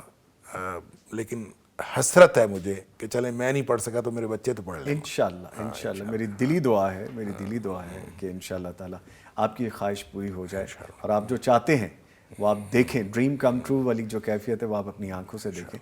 اب بہت سی گفتگو کرنی ہے جی. یہ وہ پرسنل بات ہے کہ جو آف دا سیٹ ہوتی ہے لیکن میں کبھی کبھی چھیڑ دیا کرتا ہوں ڈاکٹر صاحب سے، کیونکہ میرا احترام محبت کا ایک اپنا ریلیشن بھی ہے. ایسی گفتگو مزید بھی کریں گے، سیکھیں گے بھی، لیکن ایک وقفے کے بعد. رمضان رمضان رمضان رمضان مغفرت کا ہو گیا سامان پھر، رب کا آیا خاص ایک مہمان پھر. رمضان رمضان رمضان رمضان مغفرت کا ہو گیا سامان پھر، رب کا آیا خاص ایک مہمان پھر. فیضان رمضان افطار ٹرانسمیشن میں آپ کے ساتھ ہیں. گفتگو شان اہل قرآن کے حوالے سے ہو رہی ہے. معزز مہمان ہمیں جوائن کر رہے ہیں. قاری نصیر احمد ناصر صاحب رخصت ہو چکے ہیں اسٹیج سے، اور اب ہمیں اسٹوڈیو میں جوائن کیا ہے فیصل افضل شیخ صاحب نے. معاون ہیں معاون امور ناظم مالیات. پیغام ٹیلی ویژن سے محبت کرنے والے ان کو وارملی ویلکم کریں گے. سر السلام علیکم. وعلیکم السلام ورحمۃ اللہ. خیریت سے آپ؟ ماشاءاللہ اللہ کا شکر ہے. ان کے ساتھ موجود ہیں جی پروفیسر ڈاکٹر حماد لکھوی صاحب بھی. ہم گفتگو کا سلسلہ آگے بڑھانے سے پہلے چند جو میسیجز ہمیں ریپیٹڈلی آ رہے ہیں ان کو شامل کرنا چاہیں گے. کاشف بلتی صاحب لکھ رہے ہیں کہ this is really a dream for us to watch satellite channel of Pakistan from Kashmir. That there is always dream come true. آپ اب جو بھی سوچتے ہیں کبھی نہ کبھی اللہ تعالیٰ وہ ضرور پورا کر دیتے ہیں. تو ہمیں اچھا لگتا ہے کہ آپ نے آج ہمیں کم از کم 7 سے 8 میسیجز بھیجے ہیں اور آپ محبت کرتے ہیں دین سے اور آپ دیکھنا چاہتے ہیں پیغام ٹیلی ویژن کی نشریات. آگے لکھتے ہیں ٹو نائٹ سیکنڈ لیلۃ القدر. اٹس ناٹ سیکنڈ لیلۃ القدر, it could be a second day of searching of لیلۃ القدر. جیسے کہ ہم بات کرتے ہیں کہ ہم تاک راتوں میں کوشش کریں, تو میرے خیال میں you want to be right this, لیکن there must be some error, writing error or typing error, so you just write down this. آگے لکھتے ہیں kindly make dua for whole Muslim ummah especially for Harman and Palestine. definitely doctor صاحب جب دعا کرواتے ہیں تو ہم شامل کرتے ہیں, definitely آج بھی ہم شامل کریں گے. آگے بڑی پیاری بات ہے انہوں نے لکھی, ڈاکٹر صاحب لکھتے ہیں کہ my kids are also happy to watch this good channel. تو جب کاز گڈ ہو تو پھر آپ کو پتہ ہے کہ ڈیفینیٹلی وہ پسند کیا جاتا ہے, الحمدللہ. اور پھر آپ کے بارے میں لکھتے ہیں کہ گریٹ پرسنالٹی ڈاکٹر حماد صاحب آپ کو پسند کر رہے ہیں جی. تقبل اللہ منا. آمین. Thank you very much for praising us. I always admire such kind of words and such kind of people. They just want to be what this Pegham television. اور ہم چاہتے ہیں we just want to be do this again and again so you can learn, we can learn, this whole world can learn what is the true soul of, you know, Islamic basis, what is the true soul of that delivered by Prophet Hazrat Muhammad sallallahu alaihi wasallam. ٹھیک ہے جی, آگے بڑھتے ہیں. اور فیصل بھائی آپ سے جانتے ہیں کہ آج آپ تشریف لائے ہیں پھر چند دنوں کے بعد. ہم شان اہل قرآن کے حوالے سے بات کر رہے ہیں. ہم جاننا چاہتے ہیں کہ قرآن کریم کو سیکھنا چاہیے, سیکھنے کے بعد اس پہ عمل کرنا چاہیے. تو جو قرآن سیکھ لیتا ہے پھر اس کی اپنی ایک شان ڈیفینیٹلی اس دنیا میں مانی جاتی ہے. آپ بتائیے کیا کہیں گے؟ بسم اللہ والحمد للہ والصلاۃ والسلام علی رسول اللہ, اما بعد. ایک تو یہ ہے کہ قرآن ہماری شناخت ہے اور اس سے وابستگی, اس سے انسلاک, اس سے استفادہ یہ ہر صورت میں ہمارے لیے بہت ضروری ہے بحیثیت مسلمان. اسے ان پہلوؤں میں سے کسی سے بھی ہم چھوڑیں گے, پیچھے ہٹیں گے تو میرے خیال میں یہ ہمارے اپنے لیے نقصان کا سبب ہے. قرآن چونکہ ذکر بھی ہے اور یقیناً یہ ذکر وہ ہے اللہ کے اذکار میں سے ایک ذکر ہے، اور یہ اللہ کی قربت کا سبب ہے ہمارے لیے۔ اور آج کل چونکہ شہر رمضان الذی انزل فیہ القرآن، یہ قرآن کا اور رمضان کا گہرا تعلق ہے، اور اگر ہم اپنی محبت سے دیکھیں صرف رمضان اور قرآن کا گہرا تعلق نہیں ہے، اگر مسلمان جو ان دونوں سے محبت کرنے والے ہیں تو پھر یہ دو تک محبت محدود نہیں ہے، بلکہ ایک ٹرائکا وجود میں آتا ہے، قرآن بھی اور رمضان بھی اور پھر مسلمان بھی، جو ان دونوں سے اپنے رمضان کے میں رنگ بھرتے ہیں، اپنے روزوں میں رنگ بھرتے ہیں، اور یقیناً ایک لطف دوبالا ہوتا ہے قرآن کی تلاوت سے بار بار۔ اور میرے خیال میں اگر ہم محبت کے رنگ میں ہی دیکھیں، اور آج کل ہم میں سے ہر ایک خواہش مند ہوتا ہے کہ حرمین میں جاری تراویح کو دیکھا جائے، اور وہاں پر جو اہل زبان اپنے رنگ میں قرآن پڑھتے ہیں اور جس سرور سے پڑھتے ہیں اور جس طرح ڈوب کے پڑھتے ہیں، ان کے پڑھنے سے بھی ایک عجیب سی کیفیت جو ہے وہ سننے والوں میں پیدا ہوتی ہے جس طرح وہ پڑھتے ہیں۔ تو یقیناً، اور پھر ایک اور پہلو سے میں ضرور کہنا چاہوں گا، پڑھنے والوں کی فضیلت، وہ ڈاکٹر صاحب موجود ہیں، وہ مجھ سے بہت بہتر طرح بتا سکتے، میں تو اپنا مشاہدہ بیان کرنا چاہوں گا۔ مجھے چند سال 6-7 سال یہ سعادت ملی ہے، میں نے مسلسل حرمین میں رمضان گزارا، اور گو اب ترک کیا اس لیے کہ میں اب خود سنانا چاہتا تھا کہ کافی وقفہ ہو گیا اور یہ نہ ہو کہ مستقل ہی میں اسے چھوڑ بیٹھوں۔ تو آپ یقین کریں، میں نے ایک مصرع کہا تھا کہ مکے کی تراویحاں اور مدینہ کی افطاریاں، اس کا کوئی متبادل نہیں پوری دنیا میں۔ ماشاءاللہ جب وہ قرآن پڑھتے ہیں، چونکہ اہل زبان ہے اور وہ رموز و اوقاف جو آیت ہے اس کو اچھی طرح سمجھتے ہیں، علماء ہیں ماشاءاللہ پڑھے لکھے، اور وہ جب قرآن پڑھتے ہیں اور جس طرح پڑھتے ہیں اور جس طرح وہ ادائیگی کرتے ہیں الفاظ کی، میرے خیال میں ہم اہل عجم شاید وہ جس طرح بھی پڑھ لے ہم شاید ان تک نہیں پہنچ سکتے۔ اور پھر میرے خیال میں میرا ایک مشاہدہ ہے کہ جب وہ پڑھتے ہیں، سننے والوں کے دل وہ اپنے ہاتھوں میں لے لیتے ہیں، اور وہ جس طرح پھر اپنی ادائیگی سے، چونکہ وہ جہاں مطالب اور مفاہیم سے اچھی طرح آگاہ ہیں، اور اس وقت ان کا جو ان کا ریاکشن ہوتا ہے، یا وہ جو آیت آ رہی ہوتی ہے اور جس طرح وہ ریئیکٹ کرتے ہیں، جس طرح ان کا رد عمل ہوتا ہے قرآن وہ آیت پڑھتے ہوئے، میرے خیال میں وہ میں نے ادھر بہت کم دیکھا ہے کہ کسی طرح ان کی کیفیت زبان سے، ان کی آنکھوں سے، ان کے لہجے سے جو ہے اس ریاکشن کی، اس رد عمل کی، اس آیت پڑھتے ہوئے جو وہ پیش کرتے ہیں، میں نے کہیں اور نہیں سنا۔ تو ایک پہلو تو اس کا یہ ہے قرآن سننے سنانے میں، اور یقیناً قرآن کوئی ڈوب کر سنے گا، محبت سے سنے گا، وہ یقیناً اپنا اثر ڈالتا ہے۔ رجال اللہ تلہیہم تجارۃ ولا بیع، اور اسی طرح وجلت قلوبہم کی آیات ہیں، قرآن سننے سے دل کی کیفیت بدل جاتی ہے۔ ایون کہ نان مسلم سنتے ہیں تو ان کی کیفیت بدل جاتی ہے۔ اور یہ قرآن پاک کی آیت ہے، وقال الذین کفروا لا تسمعوا لہذا القرآن، آپ نے یہ بات کہی تو میرے ذہن میں والغوا فیہ لعلکم تغلبون، جب قرآن پڑھا جائے تو شور کرو تاکہ اسے سنا نہ جائے۔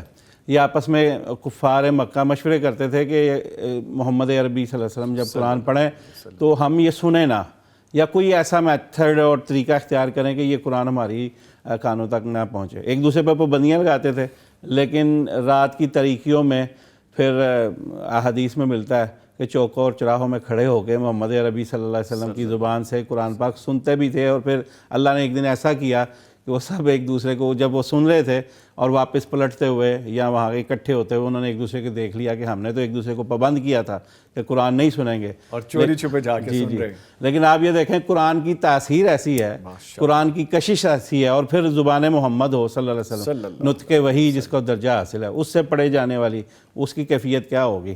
اور پھر اس لیے وہ سب اکٹھے ہو، مجبور باوجود پابند کرنے کے ایک دوسرے کو اکٹھے ہوئے اور سننے پر مجبور ہوئے۔ لیکن اسی کے ساتھ ساتھ قرآن پہلے ایک وقت آپ کا کافی لے لیا، میں ضرور کہنا چاہوں گا آل یورز جی، ابھی تو وقت ہے، آپ بولیے۔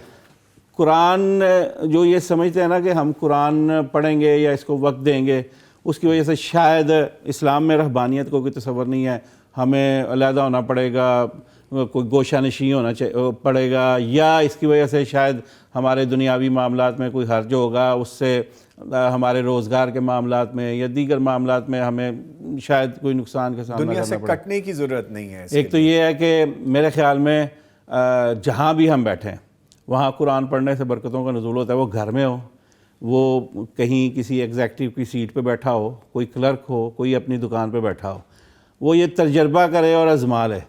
قرآن پڑھیں گے آپ کے معاملات میں آسانیاں اللہ تعالیٰ ضرور پیدا فرمائیں گے انشاءاللہ۔ ڈیفینیٹلی۔ اسی بات کو میں ڈاکٹر صاحب کی جانب، ڈاکٹر صاحب آج نا میں نے ایک ویڈیو دیکھی، آئی گیس کہ انڈونیشیا کی تھی، وہ دکھا رہے تھے کہ آئیے آپ کو دکھاتے ہیں کہ انڈونیشیا کا رمضان کیسا ہے۔ وہاں پہ شاپس کے باہر جو بریک کا ٹائم تھا قرآن کریم پڑھا جا رہا تھا، امپلائیز باہر بیٹھے ہوئے تھے، اسٹوڈنٹس جن کو اسکول سے چھٹی ہوئی تھی وہ اپنی وین اور کنویز کا انتظار کر رہے تھے تو قرآن کریم کھول کے بیٹھے ہوئے تھے، وہ پڑھ رہے تھے۔ اگر مسافر کسی بس سٹاپ پہ ویٹ کر رہے ہیں اپنی وہیکل آنے کا، قرآن کریم کھول کے وہ وہاں پہ پڑھ رہے تھے۔ کیا خوبصورت وائب ہے، کیا خوبصورت سبق ہمیں یہاں سے ملتا ہے۔ اسی چیز کو تھوڑا سا مزید آگے بڑھا لیجئے، قرآن کریم ایک معجزہ ہے، اس میں تو کوئی دو رائے نہیں ہے، اور یہ بے مثال لاجواب کتاب ہے۔ آپ کے ایکسپیرینسز میں بہت سی ایسی چیزیں یقیناً ہوں گی جن سے ہم سبق حاصل کر سکیں۔ دیکھیں قرآن معجزہ ہے، یہ تو قرآن کے اندر بھی یہ بات بیان ہوئی جب کفار مکہ نبی پاک صلی اللہ علیہ وسلم سے کسی حصی معجزے کا مطالبہ کرتے تھے تو اللہ کریم نے فرمایا کہ یہ جو قرآن ہے یہ تمہیں معجزے کے طور پر کافی نہیں ہے۔ تو باقی جو نبیوں کو حصی معجزے ملے تو نبی پاک صلی اللہ علیہ وسلم کو یہ علمی معجزہ ملا اور قیامت تک کے لیے، اور اس کا ذکر خود نبی پاک صلی اللہ علیہ وسلم نے بھی فرمایا۔ بخاری شریف کی حدیث ہے، آپ نے فرمایا کہ جتنے بھی انبیاء ہیں سب انبیاء کو اللہ تعالیٰ کوئی نہ کوئی معجزہ دیتا تھا۔ ما من الانبیاء نبی، جتنے بھی نبی تھے ہر ایک کو کوئی نہ کوئی معجزہ ملا، جس کے بارے میں نبی پاک صلی اللہ علیہ وسلم فرماتے ہیں آمن علیہ البشر، جس کے ذریعے سے لوگوں کو ایمان کی طرف رہنمائی ہوتی تھی۔ جی، لیکن پھر خود فرماتے ہیں وَإِنَّمَا كَانَ الَّذِي أُوتِيتُ، جو مجھے دیا گیا ہے وہ کوئی حصی معجزہ نہیں ہے، وحیاً، وہ مجھے یہ وحی عطا فرمائی گئی ہے۔ اوحاہ اللہ تعالیٰ الیہ، اللہ تعالیٰ نے میری طرف اس کو وحی کیا ہے، اور پھر اس کے بارے میں چونکہ معجزے کے ذریعے سے لوگ ایمان لاتے ہیں، معجزے کے اندر ایک پاور ہوتی ہے، ایک اسٹرینگتھ ہوتی ہے، اس اسٹرینگتھ کی وجہ سے لوگ ایمان لاتے ہیں۔ تو نبی پاک صلی اللہ علیہ وسلم فرماتے ہیں کہ جو مجھے علمی معجزہ ملا ہے اس کے اندر کیا اسٹرینگتھ ہے، کہ آپ نے فرمایا کہ میں اللہ سے یہ امید رکھتا ہوں کہ قیامت والے دن میرے جو پیروکار ہوں گے وہ سب سے زیادہ ہوں گے، کیونکہ مجھے جو معجزہ ملا ہے یہ سب سے زیادہ پاورفل معجزہ ہے، ماشاءاللہ۔ اور میں امید اللہ تعالیٰ سے کرتا ہوں کہ قیامت والے دن میرے جو پیروکار ہیں وہ سب سے زیادہ ہوں گے۔ اللہ اب گویا قرآن تو ایک مسلسل معجزہ ہے نا، جی۔ جب تک یہ قرآن پڑھایا جا رہا ہے اس کے اعجاز کا اظہار ہو رہا ہے۔ اب اس میں اس کا اعجاز صرف یہ نہیں ہے، قرآن کے اعجاز بے شمار پہلو ہیں قرآن کے اعجاز کے، لیکن ایک معجزے کی میں صرف ایک پہلو آپ کو عرض کر دیتا ہوں کہ ایک پہلو قرآن کے اعجاز کا یہ ہے کہ یہ جو حفاظ ہوتے ہیں، جو یعنی یہ اعجاز کا وہ پہلو جو ہم سب مشاہدہ کرتے ہیں، حفاظ چاہے وہ بڑی عمر کے ہوں چاہے چھوٹی عمر کے ہوں، بچے ہوں یا بڑے ہوں، آپ نے کبھی دیکھا کہ حافظ تھکا ہو؟ مقتدی تھکتے ہیں، جی، کبھی حافظ نہیں تھکتا، پڑھنے والا نہیں تھا، پڑھنے والا کبھی نہیں تھکتا۔ تو وہ کیوں نہیں تھکتا؟ اور ہمارے استاد محترم مولانا ارشاد اللہ قصری حافظہ اللہ فرمایا کرتے ہیں کہ ان کے نیچے جو ہیں وہ فرشتے پر بچھاتے ہیں، ان کے قدموں کے نیچے۔ اللہ اکبر، یہ شان ہے اہل قرآن، یہ شان ہے اس کی، اور ان کے نیچے فرشتوں نے پر بچھائے ہوتے ہیں، وہ کیسے تھک سکتے ہیں؟ ان کے تو قدم زمین پہ لگے ہی نہیں ہوتے، لہٰذا وہ کھڑے رہتے ہیں، وہ تھکتے ہی نہیں ہو۔ جتنا مرضی آپ دیکھتے ہیں کہ کوئی ایک پارہ ایک رکعت میں پڑھ جاتے ہیں، دو پارے ایک رکعت میں پڑھ جاتے ہیں، اور پھر ان کو کچھ بھی نہیں ہوتا اور لگے رہتے ہیں۔ قرآن پڑھنے والا نہیں تھکتا، پیچھے والا مقتدی تھک جاتا ہے، لیکن قرآن پڑھنے والا جو ہے وہ نہیں تھکتا۔ یہ اعجاز ہے قرآن کا کہ قرآن جتنا مرضی پڑھا جائے، اور اس لیے ہم دیکھتے ہیں کہ ہمارے اسلاف میں سے ویسے تو نبی پاک صلی اللہ علیہ وسلم نے 3 دن سے کم میں قرآن پڑھنے سے منع کیا، اس اعتبار سے کہ کوئی شخص جب اس کے مفاہیم کو بھی سمجھنا چاہتا ہے تو اگر 3 دن سے کم میں پڑھے گا تو اس کو پھر کوئی بات سمجھ میں نہیں آئے گی.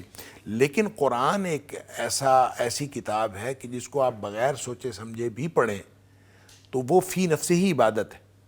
لہٰذا اگر کوئی شخص اس کو بغیر سوچے سمجھے الفاظ کی درست ادائیگی کے ساتھ 3 دن سے کم میں پڑھ لیتا ہے، 1 دن میں پڑھ لیتا ہے. اسلاف سے اسی وجہ سے بہت سارے اسلاف سے منقول ہے کہ وہ 1 دن میں قرآن پاک مکمل کر لیتے تھے.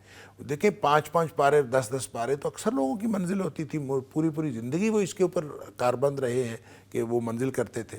تو 1 دن میں قرآن پڑھ لینا یا 1.5 دن میں قرآن مکمل کر لینا، 2 دن میں قرآن مکمل کر لینا، وہ لوگ جو کوئی اور کام کرتے ہی نہیں ہے، صرف قرآن پڑھنے پہ لگے ہوتے ہیں تو وہ اس کو کرتے ہیں. اور یہ قرآن کا اعجاز ہے کہ کوئی نہ تھکتا ہے نہ اکتاتا ہے. گویا پڑھنے والا اکتاتا بھی نہیں ہے اور اس کے جو عجائبات ہیں وہ بھی ختم نہیں ہوتے.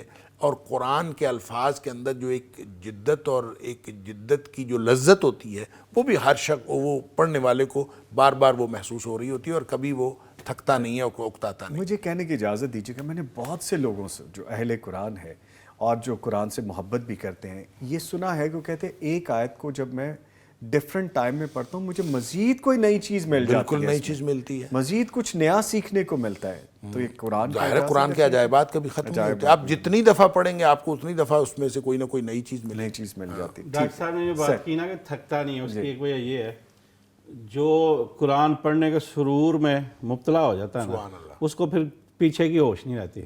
وہ پھر ایسا ڈوبا ہوتا ہے قرآن کی تلاوت میں کہ اس رنگ میں ایسا رنگا ہوتا ہے، اس کے لیے پھر یہ جسمانی تھکاوٹ جو ہے وہ بہت پیچھے رہ جاتی ہے بس میں. جب آپ اہل قرآن کی اصطلاح استعمال کرتے ہیں تو یہ بھی سمجھنا چاہیے کہ اہل قرآن سے کون مراد ہے. ویسے تو ہمارے تو جدید دور میں کچھ لوگوں نے اپنا نام اہل قرآن اس اعتبار سے بھی رکھا کہ وہ کہتے ہیں کہ قرآن ہدایت ہے اور حدیث جو ہے نبی پاک صلی اللہ علیہ وسلم کی وہ ہدایت نہیں ہے. وہ صرف قرآن کو ہدایت کا ذریعہ سمجھتے ہیں اور نبی کریم صلی اللہ علیہ وسلم کی حدیث کو چھوڑ دیتے ہیں. وہ بھی اپنے آپ کو اہل قرآن کہتے ہیں. یہ ایک فتنہ بھی ہے. بالکل ٹھیک. اچھا ہاں یہ ایک فتنہ بھی ہے اور وہ جو فتنہ پرور لوگ ہیں وہ اپنے آپ کو اہل قرآن ہی کہتے ہیں. وہ کہتے ہیں قرآن ہمارے لیے کافی ہے ہدایت کے لیے اور حدیث جو ہے وہ ضروری نہیں ہے قرآن سمجھنے کے لیے اور ہدایت کے لیے حدیث ضروری نہیں ہے. حالانکہ ان کو یہ سمجھنا چاہیے کہ قرآن جو ہے یہ نبی کریم صلی اللہ علیہ وسلم پہ نازل ہوا ہے. قرآن ڈائریکٹ امت کو نہیں ملا. ہم کہتے ہیں قرآن و سنت ہے اس لیے یعنی صاحب قرآن کے بغیر قرآن ہے ہی نہیں. جی کس طرح ڈیفائن کر سکیں گے آپ اس کو کیسے اور بتا اس کو آپ اگر نبی کریم صلی اللہ علیہ وسلم چونکہ بار بار آپ اہل قرآن کا لفظ بول رہے تھے تو مجھے اس لیے ضرورت محسوس ہوئی کہ میں اس کی وضاحت کروں کہ اہل قرآن سے مراد یہ نہیں ہے کہ آپ صرف قرآن جو ہے وہ پڑھنے والے ہوں اور نبی کریم صلی اللہ علیہ وسلم یا جس کو ہم صاحب قرآن کہتے ہیں اس کے بغیر گویا آپ ہدایت نہیں لیں گے. دیکھیں قرآن نازل ہوا ہے نبی اکرم صلی اللہ علیہ وسلم اور جب نبی پاک صلی اللہ علیہ وسلم پر نازل ہوا ہے تو نازل بھی کہاں ہوا ہے؟ قرآن کہتا ہے علی قلبک، آپ کے دل پر نازل ہوا. اب نبی پاک صلی اللہ علیہ وسلم کے قلب اطہر پر نازل ہوا تو دل میں کوئی چیز ہو تو کسی دوسرے کو پتہ کیسے چلتی ہے؟ یعنی قرآن ہمیں کہاں سے مل رہا ہے؟ دوسرے کو کب پتہ چلتی ہے؟ تب ہی پتہ چلتی ہے جب کوئی شخص بول کے بتائے کہ میرے دل میں کیا ہے یا وہ کوئی کام کر کے دکھائے. تو کوئی کچھ کہے گا، کوئی جیسچر دے گا تو اس سے پتہ چلے گا نا دل میں کیا ہے، وگرنہ تو کسی کو دل میں نہیں پتہ چلتا کہ خاموش بیٹھے رہے کیسے نہیں پتہ چلتا. تو نبی پاک صلی اللہ علیہ وسلم جب بولتے ہیں، آپ بولیں یا آپ کوئی کام کریں یا آپ کسی عمل کو جو آپ کے سامنے ہو رہا ہے اس کو برقرار رکھیں، ان تینوں باتوں کو حدیث کہتے ہیں. نبی پاک صلی اللہ علیہ وسلم کی ہر بات جو ہے وہ حدیث ہوتی ہے. ما صادر عن النبی من قول و فعل اور تقریر، آپ سے جو بھی چیز صادر ہوتی ہے قول سے، فعل سے یا کسی چیز کو برقرار رکھنے کے اعتبار سے وہ حدیث ہوتی. اب آپ اندازہ کریں جب نبی پاک صلی اللہ علیہ وسلم نے بول کے بتایا کہ یہ قرآن ہے تو گویا حدیث سے ثابت ہو رہا ہے کہ یہ قرآن ہے. لہٰذا قرآن اور حدیث کو تو آپ الگ کر سکتے ہی نہیں، یہ تو سوال ہی پیدا نہیں ہوتا. اور پھر ویسے بھی آپ تاریخ میں دیکھیں تو اللہ تعالیٰ نے جتنی آسمانی کتابیں نازل کی ہیں اور قرآن آخری کتاب ہے تو ایسا تو ہوا ہے کہ بہت سارے انبیاء ایسے آئے ہیں کہ ان کے ساتھ کتاب کوئی نہیں ہے، وہ بغیر کتاب کے انبیاء ہیں، لیکن ایسی ایک بھی کتاب نازل نہیں کی جس کے ساتھ نبی نہیں ہے. اللہ اکبر. یعنی نبی پہلے اللہ کریم نے مبعوث فرمایا ہے، اس کے بعد اللہ کریم نے کتاب نازل کی ہے، اور نبی اکرم صلی اللہ علیہ وسلم کو بھی پہلے مبعوث کیا ہے، اس کے بعد اللہ نے قرآن نازل کیا ہے. تو جب قرآن نازل ہوا نبی پاک صلی اللہ علیہ وسلم پر، آپ ان دونوں کو جدا کیسے کر سکتے ہیں، قرآن اور صاحب قرآن؟ پاسبل ہی نہیں ہے پھر تو یہ پاسبل نہیں. اور ویسے بھی جب قرآن کے مفاہیم جو ہیں جی. جس پر نازل ہوا ہے نا، اسی کو سمجھایا ہے اللہ نے کہ یہ کیا ہے. اور سورہ نحل کے اندر اللہ تعالیٰ فرماتا ہے وَأَنزَلْنَا إِلَيْكَ الذِّكْرَ لِتُبَيِّنَ لِلنَّاسِ مَا نُزِّلَ إِلَيْهِمْ. اے حبیب صلی اللہ علیہ وسلم، یہ ذکر ہم نے آپ کی طرف نازل کیا ہے. وَأَنزَلْنَا إِلَيْكَ الذِّكْرَ، ہم نے آپ کی طرف نازل کیا ہے، لِتُبَيِّنَ لِلنَّاسِ مَا نُزِّلَ إِلَيْهِمْ، تاکہ آپ لوگوں کے لیے یہ واضح کر دیں کہ ان کی طرف کیا نازل ہوا ہے. اللہ اکبر. گویا لوگوں کے لیے مفاہیم بتانا یہ نبی پاک صلی اللہ علیہ وسلم کے بنیادی فرائض میں سے ایک فریضہ تھا. اور نبی پاک صلی اللہ علیہ وسلم نے واضح کر کے بتایا کہ قرآن کے اندر کیا نازل ہوا. جب مفاہیم قرآن جو ہیں وہ بھی نبی پاک صلی اللہ علیہ وسلم کی ذات اقدس جو ہیں اس کے مرہون منت ہیں، تو کیسے صاحب قرآن کو اور قرآن کو الگ کیا جا سکتا؟ پاسبل نہیں ہے جی، پاسبل نہیں ہے بالکل. بڑے خوبصورت موڑ پہ گفتگو آئی ہے، لیکن چونکہ وقفہ لینا اس کے بعد دوبارہ جوائن کریں گے گفتگو کو. ایک چھوٹی سی بریک ہے، اس کے بعد دوبارہ حاضر ہوتے ہیں. رمضان رمضان رمضان رمضان مغفرت کا ہو گیا سامان، پھر رب کا آیا خاص ایک مہمان، پھر رمضان رمضان رمضان رمضان مغفرت کا ہو گیا سامان، پھر رب کا آیا خاص ایک مہمان، پھر ایک دفعہ پھر آپ کو خوش آمدید کہیں گے. معزز مہمان ہمارے ساتھ موجود ہیں فیصل افضل شیخ صاحب اور پروفیسر ڈاکٹر محمد حماد لکھوی صاحب. شان اہل قرآن پہ ہم گفتگو کر رہے ہیں. فیصل صاحب آپ کی جانب آؤں گا. کچھ دیر پہلے ہم بات کر رہے تھے کہ قرآن کے معجزات کے حوالے سے میں چاہوں گا وہ واقعہ بھی آپ بیان کیجئے. اف آئی ایم رانگ تو تھوڑی تصحیح بھی کر دیجیے گا کہ حضرت عمر رضی اللہ تعالیٰ عنہ کے اسلام قبول کرنے کا واقعہ کہ قرآن کریم کو سن رہے تھے، پھر پوچھا کہ کیا پڑھ رہے تھے، اور پھر وہ لمحہ آیا کہ جب انہوں نے اسلام بھی قبول کیا. فرمائیے گا وہ بات. بسم اللہ والحمدللہ والصلاۃ والسلام علی رسول اللہ. وہ آپ اپنی بہن کی طرف حال احوال، یا ممکن ہے ان کے، میرے خیال میں ان کے علم میں آیا کہ تم محمد ربی صلی اللہ علیہ وسلم کے در پہ ہو اور اپنے گھر کی بھی خبر لو. وہ اسی خبر کو لے کر واپس پلٹے اپنی بہن کی طرف، اور وہ غالباً سورہ طٰہٰ کی کچھ آیات تلاوت فرما رہی تھیں. اور جب سیدنا عمر رضی اللہ تعالیٰ عنہ وہ اندر داخل ہوئے اور پوچھا کیا پڑھ رہی ہو، اور ان سے چھیننے کی یا مانگنے کی کوشش کی، تو انہوں نے کہا کہ ایسے تو میں نہیں دوں گا. بہرحال انہوں نے جب تلاوت سنی، چونکہ قرآن ماشاءاللہ اس کا اعجاز ہے، یہ سننے والوں پر اور اثر کرتا ہے، اثر رکھتا ہے، تو وہ آیات ان کی تبدیلی کا، اور یقیناً اس کے پیچھے دعائے رسول بھی تھی صلی اللہ علیہ وسلم، اور وہ یقیناً اللہ نے اس کا اثر دکھایا. ان آیات کو سن کر سیدنا عمر فاروق رضی اللہ تعالیٰ عنہ پر ایک کیفیت طاری ہوئی، اور فوراً اسی طرح چلے گئے. اور صحابہ ان کی آمد کو دیکھ کر ضرور چونکے اور پریشان بھی ہوئے، لیکن نبی اکرم علیہ الصلوۃ والسلام چونکہ انہیں بذریعہ وحی بتا دیا گیا ہوگا، آپ نے کہا پریشان نہ ہو اور اس کو آنے دو. اور یہ ایک بہت بڑا واقعہ، جو لوگ یہ سمجھتے ہیں کہ قرآن ایک صرف ایک بک ہے، باقی کتابوں ایک کتاب ہے، باقی کتابوں کی طرح اسے پڑھیں اور بس پڑھنے کی حد تک وقت گزارنے کے لیے، شاید جس طرح ہم بک ریڈنگ کرتے ہیں، یہ قطعاً ویسی نہیں ہے. یہ تاثیر ہے ہر حوالے سے، اس میں بچوں سے لے کے بڑوں تک ہر پہلو موجود ہے. مجھے یاد ہے، میں اپنے بچپن کی بات کر رہا ہوں، کہ ایک اس رسالہ چھپتا تھا فیروز سنس کی طرف سے، تعلیم و تربیت. اس میں قرآنی کہانیاں آتی تھیں، قرآن کے مختلف واقعات، اور وہ سارے رسالے میں میرے لیے توجہ اور دلچسپی کا سبب وہی تھی، وہ جو قرآن کی کہانیاں ہوتی، بڑے اچھے اسلوب میں وہ لکھتے تھے. اب وقت بدل گیا اور حالات بدل گئے، اور جدید دور میں اب یہ اس طرح کے سلسلے منقطع ہو گئے. تو لیکن قصص القرآن بہرحال اپنے اندر بہت کشش رکھتے ہیں. آج بھی اگر میرا خیال میں بچوں کو اس جس طرف آپ نے توجہ کروائی کہ ایک واقعہ ہے وہ قرآن کی آیات سننے کی وجہ سے ان میں تبدیلی پیدا ہوئی, جوہری تبدیلی پیدا ہوئی, اور وہ نبی اکرم علیہ السلام کے پاس ایمان قبول کرنے اور کلمہ پڑھنے کے لیے, شہادت دینے کے لیے حاضر ہو گئے. لیکن یہ بہت سی ایسے واقعات ہیں کہ قرآن کی وجہ سے, قرآن سننے اور سنانے کی وجہ سے اور قرآن کی وجہ سے ان میں تبدیلی پیدا ہوئی. اور یہ قرآن کے اندر ایسے بہت سے ایسے واقعات ہیں جو آج بھی ہمارے لیے تبدیلیوں کا سبب اور باعث بن سکتے ہیں.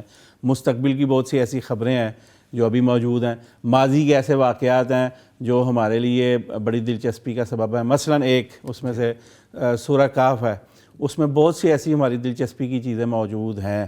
اور آپ اندازہ کیجئے جب یہ اس کا نزول ہوا تو یہودیوں نے نبی اکرم علیہ السلام کے پاس مشرکین مکہ کو اکسا کر بھیجا کچھ واقعات کی خبر لینے کے لیے, کہ اپنی طرف سے یہ کہ اگر اس کو یہ پتہ ہے تو پھر تو نبی ہے, نہیں پتہ تو نہیں. اور نبی اکرم علیہ السلام نے ان کے بارے میں ان کو کہا کہ میں کل بتا دوں گا, جس کی وجہ سے یہ سورہ نازل ہوئی. اور اس کی ابتدائی آیات تھی وَلَا تَقُولَنَّ لِشَيْءٍ إِنِّي فَاعِلٌ ذَلِكَ غَدًا إِلَّا أَن يَشَاءَ اللَّهُ وَاذْكُر رَّبَّكَ إِذَا نَسِيتَ, کہ کچھ دن وحی کا انقطاع رہا نبی اکرم علیہ السلام نے چونکہ اس کے جواب میں کہا تھا. لیکن بہرحال یہ ایک علیحدہ چیپٹر ہے. جی اصحاب کہف کی خبر ہمیں قرآن پاک نے دی. جی سورہ کہف میں سورہ سیدنا خضر اور سیدنا موسیٰ علیہ السلام علیہم السلام ان کی ملاقات کی خبر ہمیں قرآن پاک بتاتا ہے. بڑی دلچسپ سٹوریاں, اگر اس کو کہانی کے انداز میں پڑھیں بڑی دلچسپی ہے اور بڑی اس میں سبق و آموز واقعات ہیں.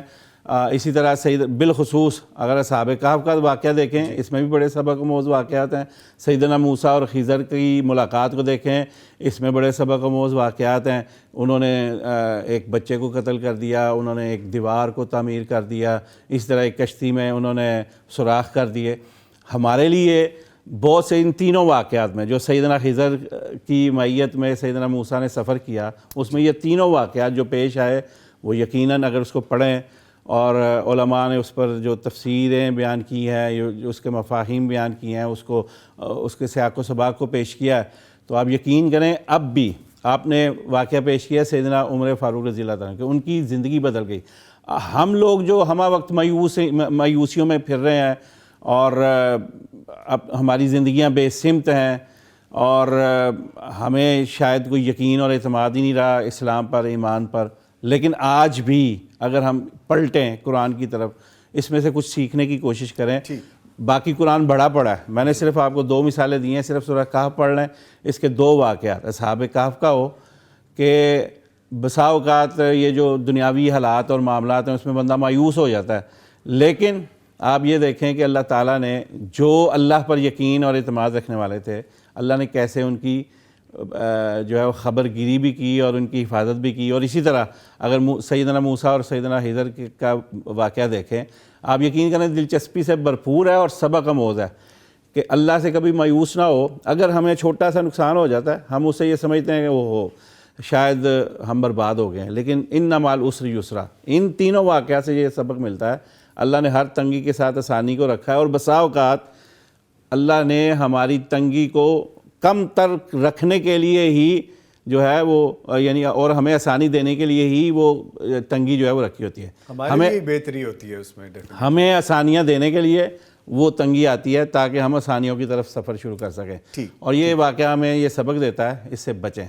ٹھیک سر, جیسا ابھی حضرت عمر رضی اللہ تعالیٰ عنہ کے حوالے سے بات ہوئی تو میں چاہوں گا یہ بھی فرمائے گا کہ صحابہ کرام رضی اللہ عنہم اور سلف صالحین اہل قرآن تھے, رمضان المبارک میں قرآن کریم کے ساتھ خاص لگاؤ ہو جاتا تھا ان کا, اس بارے میں بھی آگاہ کیجیے گا. دیکھیں کچھ تو بات اس کے بارے میں ہو چکی, اور حضرت عمر فاروق رضی اللہ تعالیٰ عنہ کے قبول اسلام کے حوالے سے ایک واقعہ تو یہی ہے جو معروف ہے. ایک اور واقعہ ہے جس کے راوی خود حضرت عمر فاروق رضی اللہ تعالیٰ عنہ ہے. تو وہ واقعہ یہ ہے کہ حضرت عمر فاروق رضی اللہ تعالیٰ عنہ وہ کہتے ہیں کہ میں گھر سے نکلا نبی اکرم صلی اللہ علیہ وسلم کو تکلیف پہنچانے کی نیت سے. تو میں جب گیا حرم میں تو نبی پاک صلی اللہ علیہ وسلم کعبے کے پاس نماز پڑھ رہے تھے. تو کہتے ہیں کہ میں کعبے کے پردے کے اندر چھپ کے تو اندر اندر چلتا چلتا بالکل ان کے پاس چلا گیا. تو اب نبی پاک صلی اللہ علیہ وسلم قرآن پڑھ رہے ہوں اور حرم ہو، حرم کا سایہ ہو، اور پھر پڑھنے والے نبی پاک صلی اللہ علیہ وسلم ہوں اور سننے والے عمر فاروق رضی اللہ تعالیٰ عنہ ہوں، تو کیا سما ہوگا، کیا سمجھ آئی ہوگی. تو سورۃ الحاقہ نبی پاک صلی اللہ علیہ وسلم تلاوت فرما رہے تھے. تو اب جب وہ ایک ردم کے ساتھ وہ آیات آ رہی تھیں اور اس کا دل کے اوپر اثر ہو رہا تھا، تو حضرت عمر فاروق رضی اللہ تعالیٰ عنہ فرماتے ہیں میں نے سمجھا کہ یہ نا کوئی شاعر ہے. تو میں نے ابھی دل میں سوچا کہ یہ نا کوئی شاعر لگتا ہے. تو اگلی آیت آ گئی، نبی پاک صلی اللہ علیہ وسلم نے فرمایا وما ہوا بقول شاعر قلیلا ما تؤمنون، کہ تم ایمان لاؤ یا نہ لاؤ یہ کسی شاعر کا کلام نہیں. تو کہتے میں حیران ہو گیا کہ یہ بات تو میں نے دل میں سوچی تھی، ابھی میں نے بولی بھی نہیں، کہیں بھی نہیں کسی سے. ابھی میں نے کسی سے کہی نہیں، میں نے دل میں سوچی. تو اس وقت چونکہ یہ ایک بدعقیدگی موجود تھی کہ کاہن جو ہیں یہ دلوں کی بات جان لیتے ہیں، حالانکہ کاہن کوئی دلوں کا حال کوئی نہیں جانتا اللہ کے سوا. تو یہ بدعقیدگی آج بھی کئی جگہوں پہ پائی جاتی ہے کہ عراف جو ہوتے ہیں وہ جانتے ہیں. تو اس وقت بھی یہ بدعقیدگی موجود تھی. تو چونکہ یہ بات آئی تو انہوں نے کہا میں نے سوچا کاہن ہے. تو اگلی آیت آ گئی ولا بقول کاہن قلیلا ما تذکرون، یہ کاہن کا کلام بھی نہیں ہے. تو کہتے میں تو حیران رہ گیا کہ یہ کون سا کلام ہے. تو گویا قرآن کی عظمت اسی وقت دل میں گھر کر گئی تھی. پھر اس کے بعد وہ دوسرا واقعہ ہوا اور اس کے بعد جو ہے ماشاء اللہ. اسلام کو ٹھیک ہے جی، ٹھیک ہے. اس سلسلہ آگے بھی ہم نے چلانا ہے اور مزید بھی جاننا ہے، لیکن یہاں پہ ایک وقفہ ہے، اس کے بعد دوبارہ حاضر ہوتے ہیں. رمضان رمضان رمضان رمضان مغفرت کا ہو گیا سامان، پھر رب کا آیا خاص ایک مہمان. پھر رمضان رمضان رمضان رمضان مغفرت کا ہو گیا سامان، پھر رب کا آیا خاص ایک مہمان. پھر فیضان رمضان افطار ٹرانسمیشن میں آپ کے ساتھ ہیں. معزز مہمان ہمارے ساتھ اسٹوڈیوز میں موجود ہیں. تعارف کرواتا چلوں، پروفیسر ڈاکٹر محمد حماد لکھوی صاحب موجود ہیں، اور اب ہمیں جوائن کر چکے ہیں ڈاکٹر حافظ عبدالکریم صاحب. آپ رابطہ اسلامی عالمی اسلامی کے ممبر ہیں، مرکزی جمعیت اہل حدیث کے ناظم اعلیٰ، اور پاکستانی سیاست میں ایک باوقار نام ہیں. آپ وفاقی وزیر اور مذہبی امور کی اسٹینڈنگ کمیٹی کے چیئرمین بھی رہ چکے ہیں. ملک بھر میں قدرتی آفات کے موقع پر بھرپور رفاہی سرگرمیاں سر انجام دی ہیں، اور خدمت کا یہ سلسلہ ابھی بھی جاری و ساری ہے. آپ نے پاکستان بھر میں مساجد اور مدارس اور مراکز دینیہ کا ایک سلسلہ قائم کیا. دعوت دین کے عظیم پلیٹ فارم پیغام ٹیلی ویژن کو ایک سوچ، ایک آئیڈیا سے ایک ادارہ بنایا اور اسے کامیابی کی بلندیوں تک لے جانے میں سب سے نمایاں خدمات سر انجام دیں. آج آپ ہماری ٹرانسمیشن میں شریک ہیں. ہم آپ کو تہہ دل سے خوش آمدید کہتے ہیں. سر السلام علیکم. وعلیکم السلام. شکریہ، جزاکم اللہ خیر. سر آپ کا بھی شکریہ، ڈاکٹر صاحب کا بھی شکریہ. جزاک اللہ سر. بہت شکریہ. اس وقت میں پہنچنا ڈاکٹر صاحب، اور جب وقت بڑا مشکل ہو جاتا ہے لاہور جیسے بیزی شہر میں، میں کہتا ہوں بڑی بات ہے کہ اس ٹائم پہنچ گئے ہیں، ورنہ لگ تو رہا تھا کہ تھوڑی مشکل ہو جائے گی. بڑا رش تھا، مجھے نہیں توقع تھی کہ اتنا ٹائم لگے گا. لیکن ہم آنے سے پہلے آپ کے گفتگو کر رہے تھے کہ معاملہ تو بڑا ٹائٹ ہے، وقت بھی ایسا قریب ہے. یہاں تو لاہور میں 1 گھنٹہ پہلے بڑا مشکل ہو جاتا ہے ٹریول کرنا. ہمیں بھی گھنٹہ لگ گیا ہے، گھنٹہ وہاں سے گھر سے ادھر آتے ہوئے. اچھا جبکہ پہلے آدھا گھنٹہ لگتا ہے تو پہنچ جاتے ہیں. آج 1 گھنٹہ لگا ہے، بڑا رش ہے لاہور. چلو ماشاء اللہ پہنچ گئے. جی حاضری دی انشاءاللہ. اچھا سر، مجھے یہ بھی بتائے گا کہ آپ کے جو رمضان المبارک کے معاملات ہیں وہ کیا ہوتے ہیں؟ عبادات اور دیگر مصروفیات کے لیے آپ وقت کس طرح مینج کرتے ہیں؟ دیکھیں جی، میں شروع رمضان سے، تو رمضان شروع ہوا میں ادھر ہی تھا، سعودی عرب میں تھا. جی جی. اور وہاں کے جو طریقہ کار ہوتا ہے وہ یہی ہوتا ہے کہ رات کو تو وہاں سوتا کوئی نہیں ہے. جی. اور تراویح الحمدللہ تراویح پڑھنے کے بعد پھر کوئی ذکر اذکار یا کوئی تلاوت یا کچھ، اور اس کے بعد کوئی کام شام جو کرنے. اور پھر روزہ رکھنا صبح، اور روزہ رکھنے کے بعد فجر کی نماز جماعت کے ساتھ الحمدللہ پڑھنا، اور نماز کے بعد پھر اگر ممکن ہو کوشش ہوتی ہے کہ تلاوت کی جائے، کرنی بھی چاہیے، اور اس کے بعد پھر وہ آرام کا ٹائم ہوتا ہے، وہاں سونے کا ٹائم جو ہوتا ہے وہ فجر کے بعد سے شروع ہوتا ہے اچھا، اور پھر ظہر تک۔ تو اس طرح سعودیہ میں یہ سلسلہ ہوتا تھا، صحیح، اور اس کے بعد پھر کوئی ظہر کے بعد یا عصر کے آگے پیچھے وہ کام شام جو کرنے ہیں وہ، اور پھر افطاری کا سلسلہ، اور پھر افطاری کے بعد آپ کو پتہ ہے تیاری ہوتی ہے اس کی تراویح کی۔ کے لیے، جی، تو اس طرح الحمدللہ رمضان کا پر رونق بابرکت مہینہ جو ہے ماشاءاللہ، وہ روزے میں، اور اسی طرح تراویح میں، اور اسی طرح تلاوت قرآن مجید میں، تقریباً انہی مشاغل میں جو ہے وہ گزرتا ہے۔ اللہ تعالیٰ ہمیں مزید توفیق دے ہم سب کو، اور ہم سب سے قبول فرمائے، آمین۔ اچھا سر، آپ نے فرمایا کہ حال ہی میں سعودی عرب میں آپ علماء کی ایک عالمی مجلس میں شرکت فرمائی ہے آپ نے، جی جی اور اس کانفرنس کی کچھ نمایاں باتیں بھی پھر ہمیں بتائیے۔ جی، یہ کانفرنس مکہ مکرمہ میں منعقد ہوئی، اور بڑا اچھا موقع تھا۔ ایک تو آپ کو پتہ ہے رمضان شریف میں عمرہ ہر مسلمان کی خواہش ہوتی ہے کہ وہ رمضان شریف میں جائے، عمرہ کی سعادت حاصل کرے۔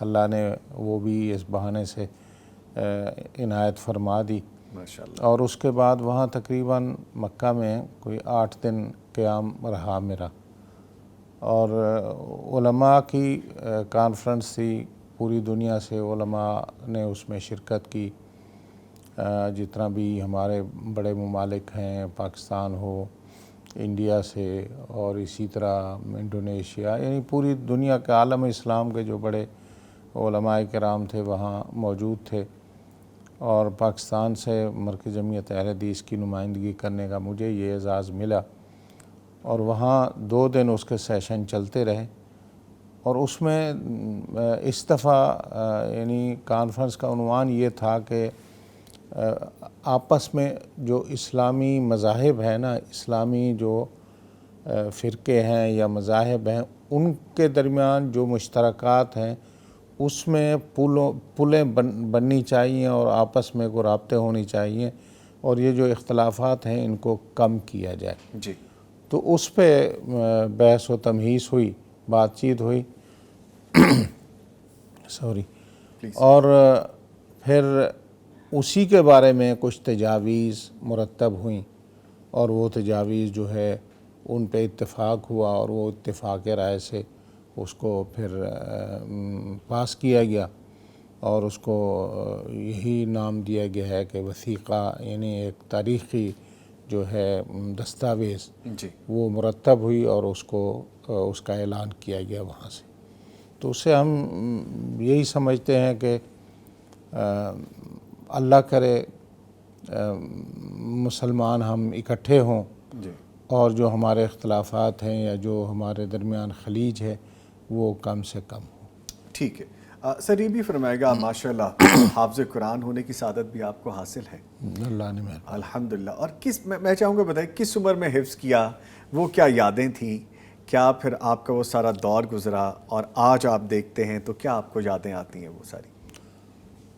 جی، وہ دور بڑا بہترین دور تھا۔ اس وقت نہ دنیا کے کوئی مسائل تھے، اور نہ کوئی غم تھا، اور نہ کوئی ہم تھا، نہ کوئی پریشانی تھی، اور نہ ہی یہ ہوتا تھا کہ روٹی گھر سے مل جانی ہے اور ہم نے صرف پڑھنے جانا ہے، اور الحمدللہ وہ پڑھنے جاتے تھے۔ اللہ کے فضل سے قرآن مجید حفظ کیا، جی، اور اساتذہ نے بڑی محبت کے ساتھ قرآن مجید جو ہے وہ حفظ کرایا۔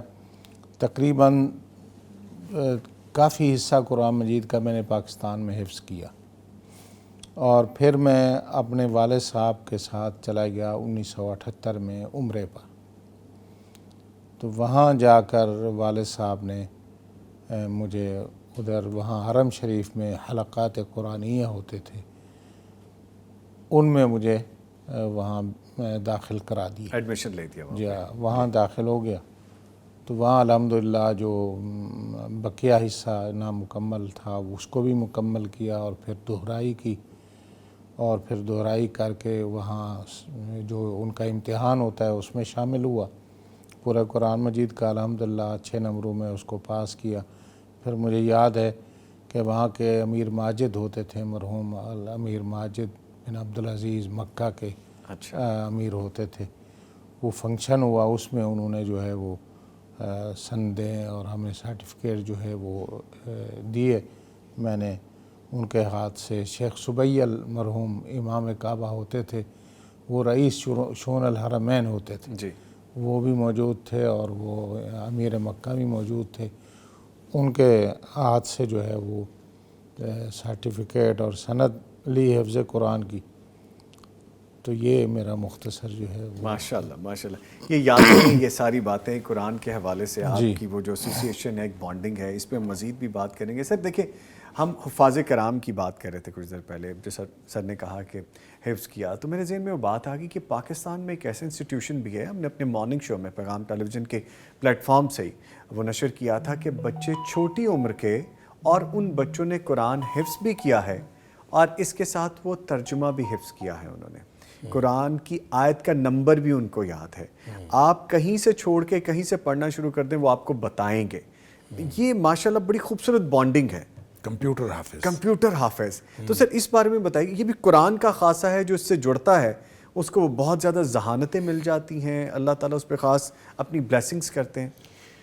ظاہر ہے جس ذہن کے اندر، جس دماغ کے اندر قرآن بیٹھنا شروع ہو جاتا ہے، پھر اس کے اندر وسعت آتی جاتی ہے، اور پھر آپ اس میں، یہ تو آپ عام مشاہدہ کر سکتے ہیں کہ جس بچے نے قرآن حفظ کیا ہوتا ہے وہ اپنی باقی سٹڈیز کے اندر بھی بہت اچھا ہوتا ہے۔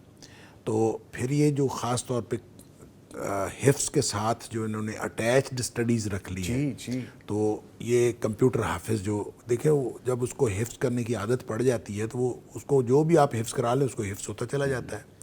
بلکہ میں نے ایک مدرسے کے استاد سے پوچھا تھا کہ کتنی دیر میں آپ بچوں کو کمپیوٹر حافظ بنا لیتے ہیں؟ تو انہوں نے کہا حفظ کرنے کے بعد 4 مہینے میں۔ تو میں نے کہا صرف 4 مہینے میں آپ اتنی زیادہ؟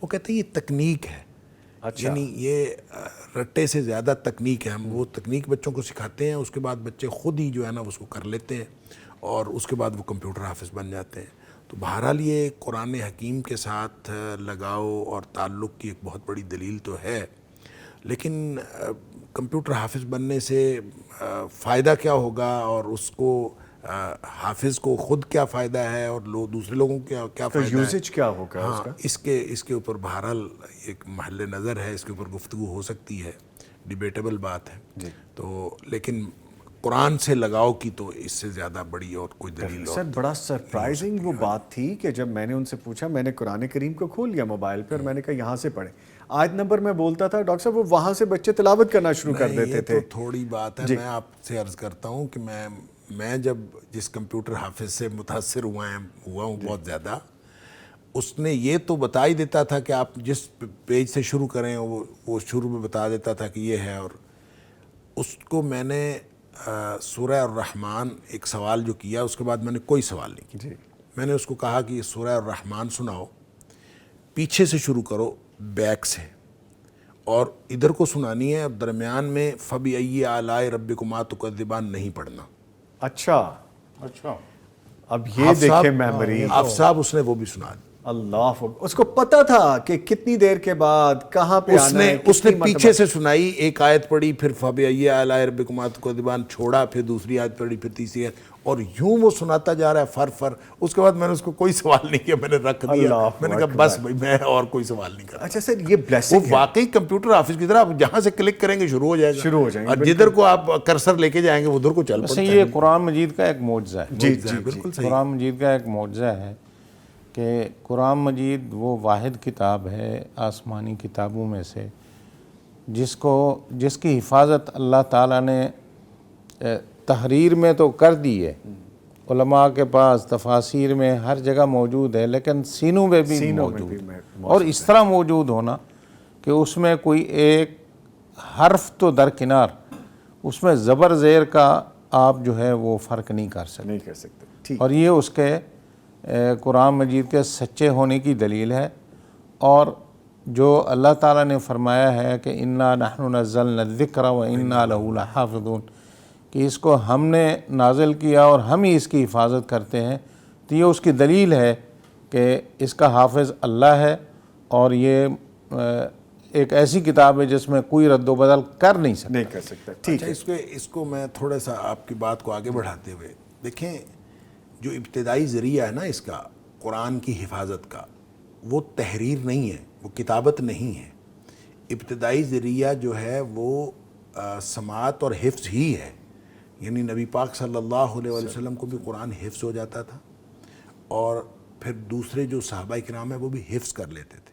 جی، قرآن اگرچہ لکھا ہوا موجود تھا، لیکن بین دفتین کوئی قرآن کہیں پہ بھی موجود نہیں تھا۔ نبی پاک صلی اللہ علیہ وسلم کے اس دنیا سے تشریف لے جانے تک قرآن کتابی شکل میں موجود نہیں تھا، لیکن حفاظ کرام جو ہیں وہ سینکڑوں کی تعداد میں موجود تھے۔ تو گویا حفظ جو ہے اس کے ذریعے سے اللہ کریم نے اس کی حفاظت کی ہے۔ بلکہ میں تو یہی عرض کیا کرتا ہوں کہ یہ جو نئے حفاظ بنتے ہیں، ایک نیا بچہ حافظ بنتا ہے، تو وہ اس ٹیم میں شامل ہو جاتا ہے، ان کارکنان قضاء و قدرت میں شامل ہو جاتا ہے جن کو اللہ نے اس ڈیوٹی پہ لگایا ہے کہ جو ذمہ داری اللہ کی ہے وہ کہ اس قرآن کی حفاظت کرنی ہے، اور وہ ذمہ داری اللہ تعالیٰ ان کے ذریعے سے ادا کرواتا ہے۔ تو گویا ان کی حیثیت ایک کارکنان قضاء و قدر کی ہے، اور اس سے بڑا اعزاز اور کیا ہوگا کہ آپ اللہ تعالیٰ کی ذمہ داری کے اندر شامل ہو کے آپ وہ ذمہ داری اللہ تعالیٰ ان کارکنان کے ذریعے سے لے رہا ہے کہ قرآن کو حفاظت۔ اس میں دو چیزیں اور بھی ہیں۔ جی جی، یہ قرآن مجید ایک بچہ جس کی عمر 6 سال 7 سال وہ حفظ کر جائے، یہ بھی اس سلسلے کی ایک کڑی ہے کہ اس کی حفاظت اللہ نے کر لی۔ دوسرا کہ بہت سارے لوگ ایسے دیکھیں بڑی عمر میں وہ باقی چیزیں بھول جاتے ہیں، بولنا وغیرہ ان کا کم ہو جاتا ہے، یا الزہائمر ہو گیا یا اور مسائل ہو گئے، وہ ضعیف العمری میں۔ جی جی، لیکن ان کے سامنے آپ قرآن پڑھیں اور اس میں غلطی کریں، وہ آپ کو ٹوکیں۔ اللہ اکبر، اللہ اکبر۔ اب دیکھیں وہ اپنے بچے کو تو بعض دفعہ نہیں پہچانتا، لیکن آپ ان کے سامنے قرآن سورۃ فاتحہ پڑھیں، کوئی اور سورت پڑھیں قرآن کی، اگر اس میں آپ غلطی کریں گے تو وہ آپ کو ٹوکے گا۔ قرآن کو پہچانتے ہیں باقی سب چیزوں کے علاوہ۔ ٹھیک ہے سر، تھوڑا سا آگے بڑھتے ہیں بات سے کہ آپ چونکہ ماشاءاللہ ایک جہاندیدہ شخصیت ہیں، عالم اسلام میں مسلمانوں کے جو رمضان گزارنے کے آپ کے پاس مشاہدات ہیں، یادیں ہیں مختلف جگہوں پہ جانے کا، کہ رمضان مبارک کے کیا ایکسپیرینسز آپ کے ذہن میں ہیں مختلف جگہوں کے حوالے سے؟ دیکھیں جی، رمضان المبارک کا مسلمانوں میں جو اہتمام ہے نا، جی، وہ آپ جس ملک میں بھی چلے جائیں اس میں آپ کو پہلے ملک سے زیادہ نظر آئے گا۔ اچھا، ہاں، آپ مثلاً ہم نے عرب ممالک میں دیکھا ہے، وہاں تو بہت سارے کاروباری لوگ اب رمضان میں کاروبار، وہ کہتے ہیں رمضان میں کاروبار یہی ہے کہ ہم نے نیکی کمانی، اصل کاروبار کر لیتے ہیں، اصل کاروبار، نیکیوں کا کاروبار۔ اور آپ بڑے بڑے بزنس مینوں کے بچوں کو دیکھیں گے، ہم دیکھتے تھے مکہ مکرمہ میں، مدینہ منورہ میں، مطاف میں، بڑے بڑے تاجروں کے بچے کھجور لے کے کھڑے ہوتے تھے کہ جی آپ روزہ کھولنے کے لیے کھجور ہم سے لے لیں، یا وہ کوئی بھی آ رہا ہے نا مسجد میں داخل ہو رہا ہے، اس کو پیار محبت سے ادب سے اس کو سلام کریں گے، کہیں گے جی آپ ہمارے ساتھ بیٹھ کے افطاری کریں۔ تو یعنی وہ یہ سمجھتے ہیں کہ رمضان شریف میں باقی چیزیں ساری چھوڑ دیں اور اپنے آپ کو تلاوت قرآن کے لیے، اپنے آپ کو تراویح قیام اللیل کے لیے، روزے کے لیے، اور لوگوں کو روزہ افطار کرانے کے لیے اس کے لیے ہم وقف کر دیں، اور اس کا بڑا اہتمام ہوتا ہے۔ وہاں مساجد کے باہر میں نے دیکھا ہے کیمپ لگے ہوئے ہیں، اور مغرب کی نماز میں مساجد فل ہوتی ہیں، 300 400 بعض مساجد میں، بڑی مساجد میں ہزار بندہ وہ روزے دار وہاں آتے ہیں، ان کی افطاری کا انتظام ہوتا ہے، اور پھر نماز پڑھتے ہیں، نماز کے بعد مختصر درس ہوتا ہے اور لوگ چلے جاتے ہیں۔ بلکہ سر آج کل پچھلے دنوں ایک ویڈیو بھی وائرل ہوئی جس میں انہیں دکھایا کہ 3.5 کلومیٹر دور تک نمازیوں کی لائنیں موجود تھیں۔ یہ ہسٹری میں پہلی مرتبہ ہو، 3.5 کلومیٹر دور تک۔ تو ماشاءاللہ جس اچھا، اس میں اس ماحول کو، اس روحانیت کو دیکھ کے حقیقت ہے آپ دیکھیں نا اس روحانیت کا آپ اندازہ لگائیں کہ آپ بیٹھے ہیں مکے میں، آب زمزم آپ کے سامنے ہے، کھجور ہے، کیا فیل آپ نے افطاری کرنی ہے آب زمزم پہ اور کھجور پہ، اور سامنے بیت اللہ شریف ہے یا مسجد نبوی ہے، تو آپ کیا فیل کریں گے، کیا ایمانی کیفیت ہوگی؟ اور سارے مسلمان جو ہیں بڑی ایک دوسرے کے ساتھ محبت شفقت تقسیم کر رہے ہیں، آپ یہ لیں جی، وہ کہتا ہے یہ لیں۔ اور ایک اور چیز ہے، دیکھیں یہ رمضان کی جو فیوز اور برکات ہیں، فیوز اور برکات، ان کا یہ ہے کہ بہت سارے غیر مسلم اگر وہ مسلمان ان کے ساتھی ان کو لاتے ہیں، یہ چیزیں دیکھ کے، یہ روحانیت دیکھ کے، تو وہ اس سے مسلمان ہو جاتے ہیں۔ کہتے ہیں اور کسی اس میں مسلک میں یہ سکون اور یہ روحانیت نہیں ہے جتنا اسلام میں، اور یہ خاص کر روزے اور افطاری کے ٹائم۔ اللہ اکبر، اللہ اکبر، ایسی مثالیں کہاں میں ملتی ہیں؟ صاحب گلاسگو میں تھا تو ایک دن جا رہا تھا میں فٹ پاتھ پہ، تو ایک آدمی نے، گورا لڑکا تھا، تو مجھے سے ساتھ گزرتے ہوئے اس نے مجھے السلام علیکم کہا۔ او یس، تو گورا لڑکا تھا، میں نے جلدی سے اس کا نا بازو پکڑ لیا، تو میں نے کہا آر یو مسلم؟ تو اس نے کہا ہاں میں مسلمان ہوں۔ تو خیر اس کو میں لے گیا ساتھ، پھر گپ شپ، میں نے پہلے تو میں سمجھا اس نے مجھے مذاق کیا ایسے نا، موسٹ آف دا ٹائمز وہ چیزیں ہوتی ہیں، لیکن وہ مسلمان تھا۔ تو بہرحال میں چلا گیا، جو تعارف ہوا تو میں نے اس سے یہ پوچھا کہ تم کیسے مسلمان ہوئے؟ اس نے بتایا میری ماں بھی ایتھیسٹ ہے اور باپ بھی کچھ اسی طرح سے۔ تو میں نے کہا تم، اور 18-19 سال کا لڑکا، ینگ گائے، یا تو میں نے کہا تم کیسے مسلمان ہوئے؟ اس نے کہا میں بیت اللہ کا منظر ٹی وی پر دیکھ کے مسلمان ہوا۔ اللہ اکبر، اللہ اکبر۔ اس نے کہا میں یہ دیکھتا تھا، میں حیران ہو جاتا تھا کہ یہ کیسی، مطلب اتنی بڑی گیدرنگ ہے، ذرا سا کاشن دیتے ہیں تو سارے لائنوں میں ہو جاتے ہیں، کیا ڈسپلن ہے، تو ذرا سا کاشن دیتے ہیں وہ سارے جھک جاتے ہیں، پھر کاشن دیتے ہیں پھر اٹھ جاتے ہیں۔ تو یہ وہ کہتا ہے مجھے ایسا یہ فیسینیٹ کرتا تھا کہ اتنی بڑی گیدرنگ اور سارے ایک کاشن پہ سارے جو ہے نا لائنز میں ہو جاتے ہیں۔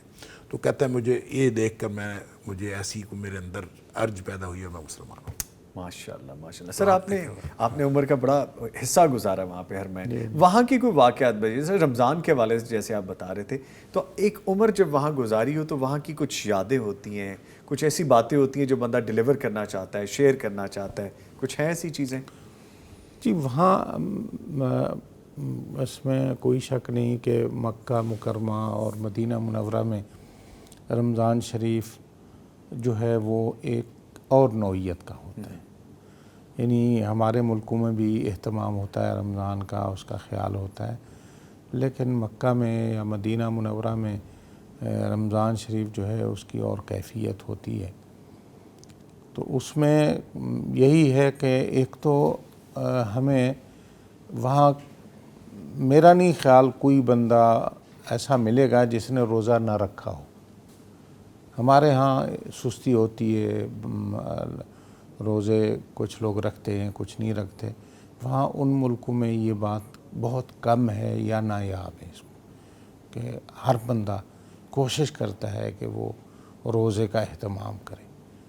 اور آپ کو پتہ ہے روزہ فرض ہے، روزے کا انکار تو کوئی نہیں کر سکتا، روزہ نہ رکھنا بھی بہت بڑا کبیرہ گناہ ہے۔ اور اسی طرح تراویح کا اہتمام کرنا، یہاں جس طرح ہم دیکھتے ہیں کہ جی شروع رمضان میں 4 صفیں ہوتی ہیں، 6 ہوتی ہیں تراویح کی، اور وہ پھر آہستہ آہستہ کم ہوتے ہوتے اور وہ پھر 1 صف پہ آ جاتے ہیں ہم یا 2 پہ۔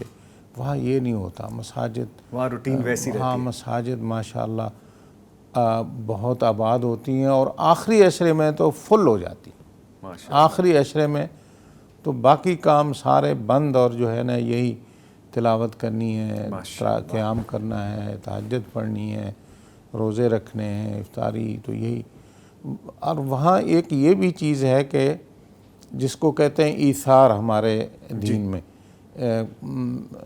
لوگوں کو جو ہے نا اپنی افطاری سے پہلے فکر ہوتی ہے کہ کوئی مجھے دوسرا مل جائے میں اس کو افطاری کراؤں، ماشاءاللہ، اس کو افطاری کراؤں۔ دیکھا نا جی، اگر ایک بندے نے اپنی افطاری کا انتظام کیا ہوا ہے یا 4 بندوں نے کیا ہوا ہے، وہ 8 بھی ہو جائیں گے تو کوئی مسئلہ نہیں ہے. تو وہاں کے لوگوں میں یہ خوبی ہے کہ مہمان نوازی جو ہے وہ حد سے بڑھ کر ہے. کوشش ہوتی ہے اگر کہیں کسی کو آپ ملیں گے نا رمضان شریف میں, وہ آپ کو کہے گا آج افطاری آپ میرے ساتھ کریں, وہ اصرار کرے گا. آپ کہیں گے نہیں آج میں مصروف ہوں, کہے گا اچھا کل. یعنی اس کی خواہش ہوگی کہ آپ ہر صورت افطاری اس کے پاس کریں. یہ ان کی تربیت کا حصہ ہے اور یہ واقعی منفرد چیز ہے. اور خاص کر جس طرح ڈاکٹر صاحب بتا رہے تھے, میں نے بھی دیکھا ہے کہ چاہے وہ ممالک ہوں یا عرب ممالک جتنا بھی ہوں, یا اس کے علاوہ جو یورپ کے ممالک ہیں, ان میں یہ چیز دیکھنے میں آئی ہے کہ رمضان شریف میں تراویح میں خاص کر شروع سے آخر تک مساجد فل ہوتی ہیں. ماشاءاللہ ماشاءاللہ. ڈاکٹر صاحب جس طرح تراویح کی بات ہو رہی ہے کہ ان قرآن کریم کے پڑھنے کے حوالے سے بات ہو رہی ہے, ایک تو یہ ہے کہ ہم تراویح میں قرآن کریم کو سنتے ہیں, ایک عام ہماری زندگی ہے, ہم قرآن کریم کو سنیں تو کچھ آداب بھی ہیں, ہمیں وہ جاننے چاہیے, پتہ ہونے چاہیے. تو میں چاہوں گا کچھ تھوڑا سا بریف یہ بھی کر دیں. دیکھیں, ایک تو قرآن سننے کا یہ مطلب ہوتا ہے کہ آپ بازار میں چل پھر رہے ہیں اور کہیں سے آواز آ رہی ہے قرآن کی, تو اس میں تو آپ ان آداب کو ملحوظ نہیں رکھ سکتے کہ سارے لوگ جو ہیں وہ خاموش ہو کے کھڑے ہو جائیں اور پھر صرف قرآن سنیں. تو وہ تو قرآن لگانے والوں کو بھی چاہیے کہ وہ اس ایسی کیفیت میں لوگوں کو مبتلا نہ کریں. لیکن قرآن نے جو کہا ہے کہ جب کبھی قرآن تمہارے اوپر پڑھا جائے تو فاستمعوا لہ, اس کو پوری توجہ سے پوری ایفرٹس لگا کے استماع کرو. یعنی استماع کا مطلب ہوتا ہے کہ آپ پوری اس کے تکلف کر کے, پوری تردد کر کے, اس کے اوپر پوری ایفرٹ پٹ کر کے اس کو سنو توجہ سے. تو جب پوری توجہ سے آپ نے اس کو سننا ہے اور اس کے علاوہ خاموش رہنا ہے, قرآن پڑھا جا رہا ہے آپ خاموش ہو جائیں. اس لیے یہ تھوڑا فرق ہے کہ جب کسی ایک ایسے کنفائنڈ ماحول کے اندر قرآن پڑھا جا رہا ہے جہاں آپ کے اوپر یعنی تقاضا ہے کہ آپ سنیں, تو اس وقت تو آپ توجہ سے سنیں گے. مثال کے طور پر آپ مسجد میں ہیں, مسجد میں قرآن پڑھا جا رہا ہے, جمعے کے دوران قرآن پڑھا جا رہا ہے, کسی درس تدریس کے دوران قرآن پڑھا جا رہا ہے, تو اس وقت تو آپ کے اوپر یہ آداب جو ہیں وہ لاگو ہوں گے کہ آپ پورے کے پورے توجہ کے ساتھ سنیں. لیکن روزمرہ زندگی میں بہت سارے لوگوں نے گاڑیوں کے اندر قرآن لگایا ہوا ہوتا ہے, یا پھر بسوں کے اندر قرآن لگا ہوتا ہے, یا پھر دکانوں کے اوپر آپ عرب کے اندر خاص طور پہ ٹریول کرتے ہوئے ہم سن رہے ہوتے ہیں, خاص طور پہ آپ عرب کے اندر جب مارکیٹوں میں جاتے ہیں تو قرآن لگا ہوا ہوتا ہے. اب اس وقت یہ پاسبل نہیں ہوتا کہ آپ اس کو توجہ سے کھڑے ہو کے سننا شروع کر دیں, آپ خاموش بھی ہو جائیں, آپس میں گفتگو بھی نہ کریں. تو ایسے موقع پہ یہ تھوڑا سا گویا ریلیکسیشن ہے. البتہ اس کی ذمہ داری اس شخص پر ہے جس نے لگایا ہے. وہ لوگوں کو اس امتحان میں مبتلا نہ کرے کہ وہ قرآن اس نے لگایا ہوا ہے اور لوگ آپس میں گفتگو کر رہے ہیں, تو اس کو چاہیے کہ وہ قرآن ایسی صورت میں بند کر دے. لیکن بہرحال قرآن کا ادب یہی ہے کہ اس کے قرآن کو خاموشی سے سننا چاہیے اور پوری توجہ کے ساتھ سننا چاہیے. جب آپ پوری توجہ نہیں پٹ کرتے اور پوری خاموشی سے نہیں سنتے تو پھر آپ ایک ایسی سعادت سے محروم رہتے ہیں جو قرآن کی رحمت ہے, لعلکم ترحمون, کہ قرآن کے اوپر جب آپ اس طرح سے کرو گے تو تمہارے اوپر رحمتیں نازل کی جائیں گی.